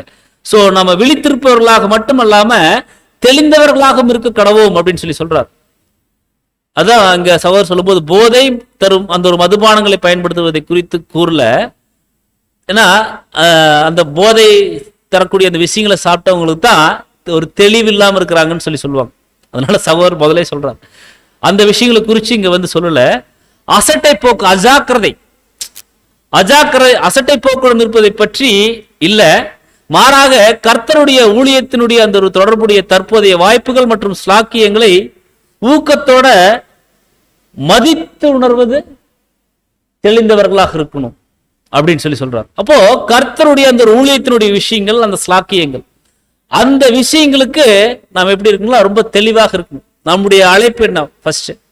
அடுத்தது இந்த ராஜ்யத்தினுடைய நற்செய்தியை எப்படி கொண்டு போய் சேர்த்துறது சகோதர சகோதரிகளுக்கு, மற்றவர்கள் சபையினுடைய அங்கங்களை எப்படி நாம இன்னும் தேவனுக்கு பிரியமானபடி மாற்றுவதற்கு நம்ம உதவி செய்யணும். அப்ப இதுல தெளிவுள்ளவர்களாக இருக்கணும் அப்படிங்கிறதையும் அங்க வந்து சொல்றார். மேலும் கிறிஸ்துவனுடைய ஆவி, அந்த ஒரு தெளிந்த புத்தி, சாந்தம் மற்றும் தயவினால் அந்த ஒரு ஆவி, தேவன் மற்றும் மனிதன் மீதான அந்த ஒரு அன்பு, இவற்றையெல்லாம் உடையவர்களாக இருங்க. மாறாக உலகத்தின் ஆவியினாலோ சபை மண்டலத்தின் ஆவியினாலோ மதிமயக்கம் அடையாதிருங்கள் அப்படின்னு சொல்றார். என்ன பண்ணக்கூடாதுங்களா? அந்த மாதிரி விஷயங்களை நம்ம உலகத்தினுடைய ஆவியினால மற்றும் சபை மண்டலத்தினுடைய அந்த ஒரு ஆவியினால மதிமயக்கம் அடைஞ்சிடக்கூடாதுங்க. புத்தி கெட்டு இருந்துடாதீங்கன்னு சொல்றார். மதிமயக்கம்னா என்னங்க? புத்தி தெளிவில்லாம இருக்காதீங்கன்னு சொல்றார். அதனால நீங்க தெளிந்த சிந்தனையுடையவர்களாக இருங்க. உபதேசத்தின் பலவித காற்று நிச்சயம் அடிக்கப்படும், அதுல நீங்க அலைந்து திரிகிறவர்களாக நீங்க வந்து இருக்க வேண்டாம் அப்படின்னு சொல்றார். சோ ஒரு உண்மை கிறிஸ்தவன் கிறிஸ்துவின் சீசனாக இருந்தும் அவர் உபதேசங்களை கேட்டு நடப்பானேயாகில் 1000 வருட ராஜ்யத்துல மகிமையும் கீர்த்தியும் சாகாயமையும் உள்ள ஒரு ஸ்தானத்துல வைக்கப்படுவது நிச்சயம் சொல்றார். இதனால இவங்க அடிக்கடி சிக்ஷிக்கப்பட்டு எச்சரிக்கப்படுவதும் அசதியாயிராமல் விழித்திருக்க உணர்த்தப்படுவதும் அவசியம். இந்த ஒரு எச்சரிப்பு தூங்குகிறவர்களுக்கோ உலக சிற்றின்பமான மயக்கம் உள்ளவர்களுக்கோ அல்லாமல் ஆவியிலே ஆர்வமுள்ளவர்களாக தேவ ஊழியத்தில் ஈடுபட்டு வரும் ஊழியர்களுக்கே அது உரியதாக இருக்கும். சோ நம்மளுக்கு தான் சொல்ல தெளிந்தவர்களா இருக்கணும். தங்களை முற்றிலும் தேவ சித்தத்திற்கு நெருங்கி ஜீவிக்க செய்யறது தான் இவர்களுடைய ஊழியமாக இருக்கணும். இரண்டாவதாக குறுகிய பாதையில் நடக்க அழைக்கப்பட்டவர்களுக்கு உதவியாகவும் முன்மாதிரியாகவும் இவர்களுடைய ஊழியம் அங்க வந்து இருக்கணும். அன்புக்குரிய சகோதரர்களே, அதைத்தான் சொல்றேன். எப்பொழுதும் நாம் விழிப்புள்ளவர்களாக இருந்து தேவன் நமக்கு காட்டக்கூடிய அந்த ஒரு எல்லா வழிகளிலும் நடக்க ஜாக்கிரதை உள்ளவர்களாக இருக்கணும். நம்முடைய பிரதான ஆசாரியினுடைய அந்த ஒரு அடிச்சுவடுகளை பின்பற்றி நடக்க விழிப்புள்ளவர்களாக இருக்கணும். அதனால நாம் தெளிந்த புத்தி உள்ளவர்களாக இருந்து அந்தகார கிரியைகளுக்கு நம்மை விலக்கி ஒளியின் பிள்ளைகளாக நாம் நடக்கணும். பகலுக்குரியவர்களான நாமோ தெளிந்தவர்களாக இருந்து விசுவாசம், அன்பு என்னும் மார்க்கவசத்தை தரித்து கொண்டிருக்க அப்போஸ்தலர் நம்மை வந்து எச்சரிக்கிறார். விழித்திருங்கள், விசுவாசத்துல நிலைச்சிருங்க, புருஷரா இருங்க, திடன் கொள்ளுங்க அப்படின்னு சொல்றார். அப்ப அன்புக்குரிய சகோதர சகோதரிகளே, அங்க தெளிந்தவர்களாக இருக்கணும் அப்படின்னு சொல்லி இங்க நம்மளுக்கு குறிப்பிடுறார். அப்போ இங்க கவனிக்கும் பொழுது பொதுவாக தண்ணீர் தெளிவாக இருக்கும்போது மாத்திரம்தான் உள்ள இருக்கக்கூடிய அந்த ஒரு பொருட்களை நாம் வந்து தெளிவாக காண முடியும். சோ கலங்கின நீர்ல தெளிவாக பார்க்க முடியாது அப்படிங்கிறதை நாம் வந்து கவனிக்கிறோம். அது போலதான் அன்புக்குரிய சகோதரர்களே, நம்முடைய சிந்தையும் நம்முடைய இருதயமும் தேவனுடைய வசனத்துல ரொம்ப தெளிவாக இருக்கும்போது மட்டும்தான் அந்த ஒரு கர்த்தருடைய நாள் குறிச்சு நம்முடைய அழைப்பினுடைய மேன்மை குறித்து நாம் என்ன பண்ண முடியும்னா உணர்ந்து கொள்ள முடியும் அப்படிங்கிறதையும் சொல்றார். சோ அந்த ஒரு அவிசுவாசிகளுக்கு இப்படிப்பட்ட அந்த ஒரு ஆவிக்குரிய ஒரு அந்த ஒரு உறவோ அந்த ஒரு தெளிவோ இருக்காது அப்படிங்கிறதையும் அங்க வந்து சொல்றார். அதுதான் தூங்குகிறவர்கள் 7ஆம் வசனத்துல தூங்குகிறவர்கள் ராத்திரியில தூங்குறாங்க, வெறி கொள்ளுகிறவர்கள் ராத்திரியில வெறி கொள்றாங்கன்னு சொல்றார். இந்த வெறி கொள்றவங்க அப்படின்னா உலகத்தினுடைய ஆவியினால மதிமயங்கி தெளிவில்லாமல் இருக்கிறவங்க, அவங்களை குறித்து சொல்றார். அது அவிசுவாசிகளுக்கு இப்படிப்பட்ட அந்த ஒரு ஆவிக்குரிய ஒரு உறவோ அந்த ஒரு அர்ப்பணிப்புடைய மேன்மையை குறித்தான விஷயங்களோ அவங்களுக்கு தெரியாது, ஒரு தெளிவு இருக்காது. ஸோ விசுவாசம், அன்பு என்னும் மார்க்கவசத்தை, ரட்சிப்பின் நம்பிக்கை என்னும் தலைச்சீராவையும் நாம் வந்து தரித்து கொண்டிருக்கணும் அப்படின்னு சொல்லி இங்க அப்போஸ்தலனாகிய பவுல் சொல்றாரு இல்லைங்களா? ஸோ இங்க அப்போஸ்தலனாகிய பவுல் கிறிஸ்துவ வாழ்க்கைய ஒரு போர்ச்சேவகனுக்கு ஒப்பிட்டு அங்க வந்து சொல்றார். அப்போ கிறிஸ்துவனுடைய வாழ்க்கை போர்ச்சேவகனுக்கு ஒப்பிடுறார் அப்படின்னா ஒரு போராட்டம் இருக்கும், ஒரு போர் இருக்கும். சோ போராட்டம் உள்ள ஒரு வாழ்க்கை தான் அர்ப்பணிக்கப்பட்டவர்களுடைய ஒரு வாழ்க்கை, ஒரு புது சிருஷ்டியினுடைய ஒரு வாழ்க்கை. சோ ஒளியின் ஆயுதங்களை நீங்க தரித்துக்கொள்ள, நான் நிறைய அவருடைய நிருபங்கள்ல ஒன்னோடொன்னு அவர் கம்பேர் பண்ணி தான் சொல்லுவார். ரோமர் 13:12 கூட சொல்லுவார், நீங்க ஒளியின் ஆயுதங்களை தரித்துக் கொண்டு அப்படின்னு சொல்லி சொல்லுவார். அப்ப நாம போராடணும் அப்படிங்கறத ரோமாபுரிக்கு அங்க வந்து எழுதுறார். மேலும் எபேசியர்ல நாம் வந்து படிச்சுட்டு தான் வந்தோம், நீங்கள் பிசாசின் தந்திரங்களோடு எதிர்த்து நிற்க திராணியுள்ளவர்களாகும்படி தேவனுடைய சர்வாயுத வர்க்கத்தை நீங்க வந்து தரிச்சுக்குங்கன்னு சொல்லி சொல்றார். அப்ப அந்த ஒரு எபிரேயர்லயும் இது குறிச்ச விஷயங்கள் நிறைய சொல்லுவார். சோ விசுவாசத்தினுடைய நல்ல போராட்டத்தை போராடுறது குறித்து அங்க தீமோத்தேயு கிட்ட சொல்றார். பாருங்க, எல்லாமே ஒரு போர் சேவகன், ஒரு போர், இந்த விஷயங்களை அவர் முன்னிறுத்தி சொல்றார். அப்போ அப்போஸ்தலனாகிய பவுல் தன்னுடைய வாழ்க்கையில ஒரு நல்ல போராட்டத்தை போராடிக்கிறார். அப்போ அவரும் ஒரு போர் வீரனாக இருந்து நமக்கு முன்பாக அந்த திரையை கடந்த ஒரு பரிசுத்தவானாக அவர் வந்து இருக்கிறார். அன்புக்குரிய சகோதர சகோதரர்களே, அப்போ மேலும் இங்க வசனத்துல நம்ம வந்து பார்க்கும்போது 2 விதமான ஆயுதங்களை குறித்து சொல்றார். விசுவாசம், அன்பு என்னும் மார்க்கவசம், ரட்சிப்பின் நம்பிக்கை என்னும் அந்த ஒரு தலைச்சீரா. இது குறித்து நம்ம கவனிக்கும் பொழுது ஒரு ரோம போர் சேவகனுடைய அந்த ஒரு தலைச்சீரா, ஹெல்மெட், அவருடைய தலையையும் மார்க்கவசம் அப்படிங்கிறது அவருடைய கழுத்து முதல் இடுப்பு வரையும் அவருடைய சரீர உறுப்புகளை பாதுகாக்கக்கூடியதாக இருக்கும். சோ தேவன் பேர்ல வைக்கக்கூடிய அந்த ஒரு விசுவாசம் நமக்கு உள்ளான பாதுகாப்பு. சரிங்களா? தேவன் பேர்ல வைக்கக்கூடிய அந்த ஒரு விசுவாசம் வந்து உள்ளான பாதுகாப்பு, மற்றும் மற்றவர்கள்கிட்ட, அதாவது மற்றவர்கள்கிட்ட வைக்கக்கூடிய அந்த ஒரு அன்பானது நமக்கு வெளிப்புறமான அந்த ஒரு பாதுகாப்பையும் கொடுக்கக்கூடியதாக இருக்கு. அப்ப இந்த ரெண்டையும், அதாவது விசுவாசத்தினுடைய கிரியை, அன்பினுடைய பிரயாசம், இதை நாம வந்து பிரிச்சு நம்ம என்ன பண்ண முடியாதுன்னா பார்க்க முடியாது. சோ நாம் பெற்றிருக்கக்கூடிய அந்த ஒரு ரட்சிப்பு தேவனுடைய கோபாக்கனை நாளிலிருந்து நம்மை வந்து விடுவிக்கக்கூடியதாக இருக்குது அப்படிங்கிறதையும் நம்ம வந்து கவனிக்கிறோம். சோ தூங்கக்கூடியவங்க ராத்திரியில தூங்குவாங்க, வெறி கொள்ளுறவங்க ராத்திரியில வெறி கொள்ளுவாங்க. அவங்கள மாதிரி நம்ம இருக்கக்கூடாதுன்னு சொல்லி சொல்றாரு. 8ஆம் வசனத்துல பகலுக்குரியவர்களாகிய நாமும், நம்மளே பகலுக்குரியவர்களாக இருக்கிறோம். சோ தெளிந்தவர்களாக இருக்கணும். விசுவாசம், அன்பு என்னும் மார்க்கவசத்தையும் ரட்சிப்பின் நம்பிக்கை என்னும் தலைச்சீராவையும் நாம் என்ன பண்ணணும்னா தரித்து கொண்டிருக்கணும் அப்படின்னு சொல்லி சொல்றார். ரட்சிப்பின் அப்படிங்கிறதுக்கு ஆஃப் சால்வேஷன் அப்படின்னு சொல்லி சொல்றார். அதாவது கருதப்படுகிற அர்த்தத்துல ரட்சிப்பின் நம்பிக்கையை பற்றி கொண்டு அதை விசுவாசத்தினால் எதிர்பார்க்கக்கூடிய அந்த ஒரு விசுவாசிகளை தவிர இந்த ஒரு ரட்சிப்பானது சுவிசேஷ யுகம் முடிவடையும் வரையில் வேறு யாரையும் அது சென்றடைறதில்லை அப்படின்னு சொல்லி சொல்றார். அப்போஸ்தலர் நம்மை ரட்சிப்பை சுதந்திரிக்க போறவங்க அப்படின்னு சொல்லி அறிவிச்சு, அது நம்முடைய கர்த்தரும் இரட்சகருமாகிய இயேசு கிறிஸ்து வெளிப்படும் போது நமக்கு அருளப்படும் அந்த ஒரு ரட்சிப்பு அப்படிங்கிற அந்த ஒரு உண்மையை நமக்கு வந்து சுட்டி காட்டுவதாக அங்க வந்து சொல்றார்.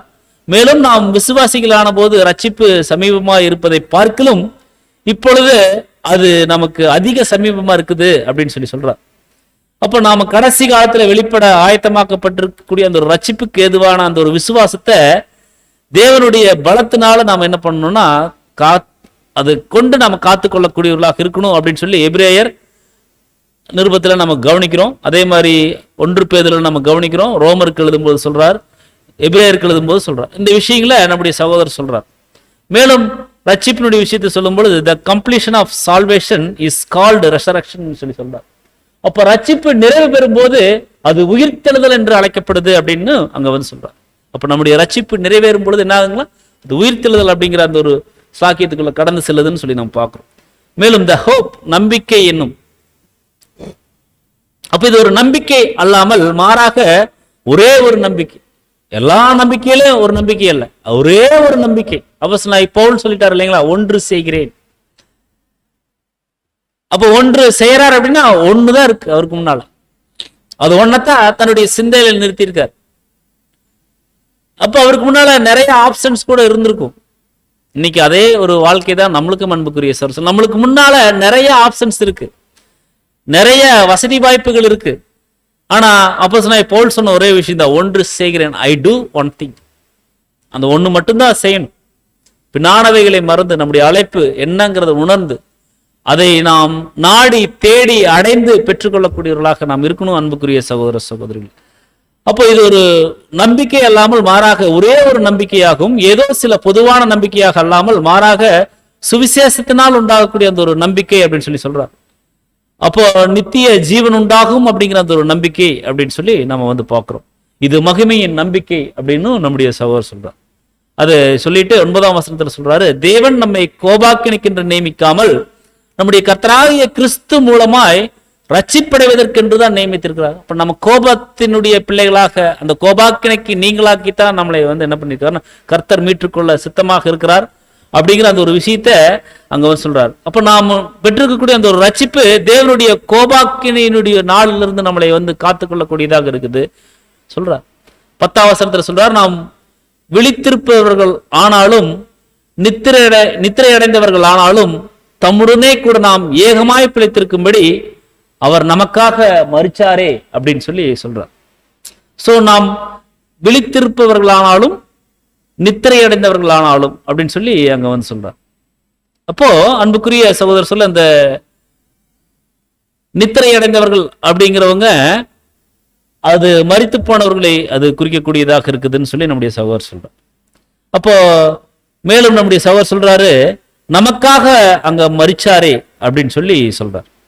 அப்போ அழிந்து போவதுதான் ஆதாமினுடைய அந்த ஒரு மரண தண்டனையாக இருந்துச்சு. ஆனாலும் அது கிறிஸ்துவனுடைய அந்த ஒரு மீட்கும் பொருளால் அது ரத்து செய்யப்பட்டுச்சு. இது மீட்பரை குறித்து அறிந்து கொள்ளும் போது பாவத்தை கைவிடுபவர்களுக்கு தொடர்புடையதாக அங்க இருக்குது. இனிமேலும் இது ஒரு அழிந்து போன நிலையாக கருதப்படக்கூடாது, மாறாக நித்திரையாக கருதப்படணும். அதிலிருந்து மீட்பர் அனைவரையும் விழித்திர செய்வார். ஏன்னா நித்திரையா இருந்தா எந்திரிச்சுக்கலாம். அதைத்தான் அங்க சொல்றார் அன்புக்குரிய சகோதர சகோதரிகள். 11ஆம் வசனத்துல சொல்றாரு, ஆகையால் நீங்கள் செய்து வருகிறபடியே ஒருவரை ஒருவர் தேற்றி ஒருவருக்கொருவர் பக்தி விருத்தி உண்டாகும்படி நீங்க செய்யுங்க அப்படின்னு சொல்லி சொல்றார். 4ஆம் அதிகாரம் கடைசி வசனம் முடிக்கும் போது இதைத்தான் சொல்றார், ஒருத்தரை ஒருத்தர் தேற்றுங்கள், ஆறுதல் செய்யுங்கள் சொல்லி முடிச்சாரு. 5ஆம் அதிகாரம் 11ஆம் வசனத்துல அவர் நிறைவு செய்யும் போது அப்படித்தான் சொல்றாரு, ஆகையால் நீங்கள் செய்து வருகிறபடி, நீங்க ஆல்ரெடி செஞ்சுட்டு தான் வர்றீங்க, ஒருத்தர் ஒருத்தர் தேற்றி ஒருத்தருக்கு ஒருத்தர் பக்தி விருத்தி உண்டாக்கும்படி நீங்க செய்யுங்க, கம்ஃபோர்ட் யுவர் செல்ஸ்ன்னு சொல்றார். அப்ப கர்த்தரால் தேற்றப்படுதல் அந்த ஒரு பரிசுத்த ஆவியின் மூலமாக அப்போஸ்தலனாகிய பவுல் மற்றும் தீமோத்தேயு என்னும் பிரதிநிதிகள் மூலமாக அங்க தேற்றப்படுதல் விஷயத்தை சொல்றார். சோ கர்த்தருடைய ஜனங்கள் அனைவரும் தங்களுடைய தற்கால ஜீவியத்துல சியோனில் துயரப்படுகிற யாவருக்கும் ஆறுதல் அளிப்பது அப்படிங்கிற அந்த ஒரு ஊழியம் தங்களுக்கு இருப்பதை நினைவில் கொள்ளணுங்களாம். சியோன்ல துயரப்படுபவர்களுக்கு ஆறுதல் செய்யுங்கள் வசனங்கள் நாம் படிக்கிறோம் ஏசாயால. அவர்கள் சாம்பலுக்கு பதிலாக சிங்காரத்தையும் கவனிக்கிறோம்.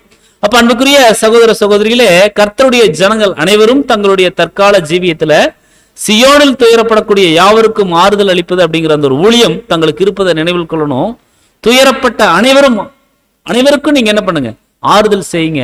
தேவ வசனத்தினால் உண்டாகக்கூடிய அந்த ஒரு பொறுமையினால நீங்க ஆறுதல் செய்யுங்க. எதனால ஆறுதல் செய்யணுங்களா? தங்களுடைய சொந்த வார்த்தைகளினால் அல்ல, தேவ வசனத்தினால் உண்டாகக்கூடிய அந்த ஒரு ஆறுதலினால நீங்க போய் என்ன பண்ணுங்கன்னா ஒருத்தர் ஒருத்தர் தேற்றுங்கள்னு சொல்லி சொல்றார். மேலும் ஒருத்தருக்கு ஒருத்தர் பக்தி விருத்தி உண்டாகும்படி செய்யுங்கள். அப்போ ஒருத்தரை ஒருத்தர் உத்வேகம் அளித்து மகா பரிசுத்தமான அந்த ஒரு விசுவாசத்தின் மேல ஒருவரை ஒருவர் கட்டி எழுப்பி கல்யாண வஸ்திரத்தை அணிந்து கொள்வதற்கும் ராஜ்யத்தில் உடன் சுதந்திரராக ஒளியிலுள்ள பரிசுத்தவான்களுடைய சுதந்திரத்தில் பங்கடையக்கூடிய தகுதியுள்ளவர்களாக மாறிடுவதற்கு ஒருத்தருக்கு ஒருத்தர் நீங்க உதவிடணும். நம்ம எதுக்கெல்லாம் உதவணுங்களா? இந்த மாதிரி ஆவிக்குரிய ஒரு ஸ்லாக்கியத்தை நாம் பெற்றுக்கொள்வதற்கு ஒருத்தருக்கு ஒருத்தர் நாம் என்ன பண்ணுங்களாமா, உதவி செய்யக்கூடியவர்களாக இருக்கணுமா. ஒருத்தருக்கு ஒருத்தர் பக்தியில விருத்தி அடையும்படி செய்யக்கூடியவர்களாக இருக்கணும். சோ அன்புக்கும் நற்கிரியலுக்கும் நாம் ஏவப்படும்படி ஒருவரை ஒருவர் கவனிக்கணும்னு சொல்லி அப்போஸ்தலனாகிய பவுல் எபிரேயருக்கு எழுதும்போது சொல்றார். அப்போ தமது ஜனங்கள் கூடி வரும் எல்லா கூட்டங்களும் பிரசங்கிக்கும் வகையில் இருக்கணும் அப்படிங்கிற அந்த ஒரு இருக்கணும் அப்படின்னு சொல்லி கர்த்தர் ஒருபோதும் சொன்னதில்ல. எந்த ஒரு சிறிய கூட்டத்திலும் கூடுகையிலும் எந்த ஒரு தாளந்து காணப்பட்டாலும் அதை வளர்த்து கொள்வதற்கு முயற்சிகள் ஏறெடுக்கப்படணும். வார்த்தையில் கொடுக்கப்பட்டுள்ள அந்த ஒரு தெய்வீக திட்டம் சம்பந்தமான சிந்தனையையும் வெளிப்பாட்டையும் தூண்டிவிட்டு அதை வெளிக்கொண்டுவதற்கு முயற்சிகள் ஏறெடுக்கணும் அப்படிங்கிறதையும் அங்க சகோதரர் சொல்றார். அப்ப அன்புக்குரிய சகோதர சகோதரர்களே, ஒருவரை ஒருவர் தேற்றி ஒருவருக்கொருவர் பக்தி விருத்தி உண்டாக்கும்படி செய்யுங்க. இது இப்படித்தான் நீங்க செஞ்சுட்டு வரீங்க. சோ இன்னும் நீங்க செய்யணும் அப்படின்னு சொல்லி சொல்றார். சோ அப்போஸ்தலனாகிய பவுலினுடைய இருந்த ஒரு வார்த்தை நம்மளுக்கு ஒரு எச்சரிப்பு மற்றும் ஆலோசனை கொடுக்கக்கூடியதாக இருக்குது. அப்ப நாம கூட ஒருத்தருக்கு ஒருத்தர், இப்போ அப்போஸ்தலனாகிய பவுல் சொல்லிட்டார் இல்லைங்களா, இந்த வார்த்தைகளை சொல்லி ஒருத்தருக்கு ஒருத்தர் தேற்றிக்கொள்ளக்கூடியவர்களாக, ஆறுதல் படுத்தக்கூடியவர்களாக, பக்தியில விருத்தி அடைய செய்யக்கூடியவர்களாக நாம் இருக்கணும் அப்படிங்கிறது நாம் பார்க்கணும். அப்ப இன்னைக்கு அர்ப்பணிக்கப்பட்டவர்களாக நாம் தேவையில்லாத, தேவனுக்கு பிரியமில்லாத அந்த ஒரு காரியங்கள் மூலமாக நாம் நம்முடைய அழைப்பை இழக்காதபடி ரொம்ப கவனமாக நாம் ஜாக்கிரதையாக ஜீவிக்கக்கூடியவர்களாக இருக்கணும். சகோதரர் சொல்லும்போது, இன்றைக்கு விசுவாசி, அதாவது அர்ப்பணிக்கப்பட்டவர்களாக நாம் தேவையில்லாத காரியங்கள் மூலம் காயப்படுத்துவதை விட தேவனுடைய வசனத்தை பேசி ஆறுதல் படுத்துவது மேலானது அப்படின்னு சொல்லி சொல்றார். தேவையில்லாம பேசி காயப்படுத்துறதை காட்டிலும் தேவனுடைய வசனங்களை பேசி ஒருத்தருக்கு ஒருத்தர் நீங்க ஆறுதல் படுத்துங்க, ஒருத்தருக்கு ஒருத்தர் உற்சாகப்படுத்துங்க, ஒருத்தருக்கு ஒருத்தர் உத்வேகப்படுத்துங்க, ஒருத்தருக்கு ஒருத்தர் பக்தியில விருத்தி அடைய செய்யுங்க அப்படின்னு சொல்லி அங்க சொல்றார். ஏன்னா அன்புக்குரிய சகோதர சோழர்களே, are you ready for your ஜெகோவாஸ் டே?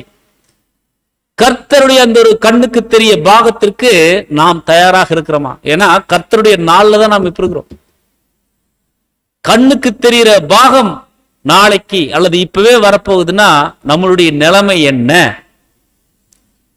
சோ நாம் ஆயத்தமாக இருக்கணும். அன்புக்குரிய சகோதர சோழர்களே, நாம் ஆயத்தமாக இருக்கிறதும் ஒரு பகுதி, சகோதர சகோதரிகளையும் ஆயத்தப்படுத்துவதை கொண்டு வர்றது அப்படிங்கிறது இன்னொரு பகுதி. இந்த ரெண்டு வேலையும் செய்து கர்த்தருக்கு முன்பாக, மகா பரிசுத்தமுள்ள தேவனுக்கு முன்பாக நாம் நம்மை நிறுத்திக் கொள்வதற்கு தகுதியாக நாம் இருக்கணும் அப்படிங்கிறது இன்றைய தினத்தினுடைய பாடத்தினுடைய ஒரு சாரமாக இருக்குது. தொடர்ந்து வரக்கூடிய நாட்கள் அன்புக்குரிய சகோதரர் சொல்ல ஒரு பரிசுத்தமான ஒரு வாழ்க்கை எப்படி வாழ்றது அப்படிங்கிறத அங்க இறுதியான புத்திமதிகள் மற்றும் அறிவுரைகளாக சொல்லி அந்த ஒரு 1 கொரிந்தியர் நிறைவு செய்கிறார். தேவன் அனுமதிக்கும் பட்சத்துல கடைசி பகுதியை அடுத்த வாரம் நாம் தியானிக்கலாம். பொறுமையோடு கேட்டு நம் அனைவரையும் தேவன் தாமே ஆசீர்வதிப்பாராக. ஆமென்.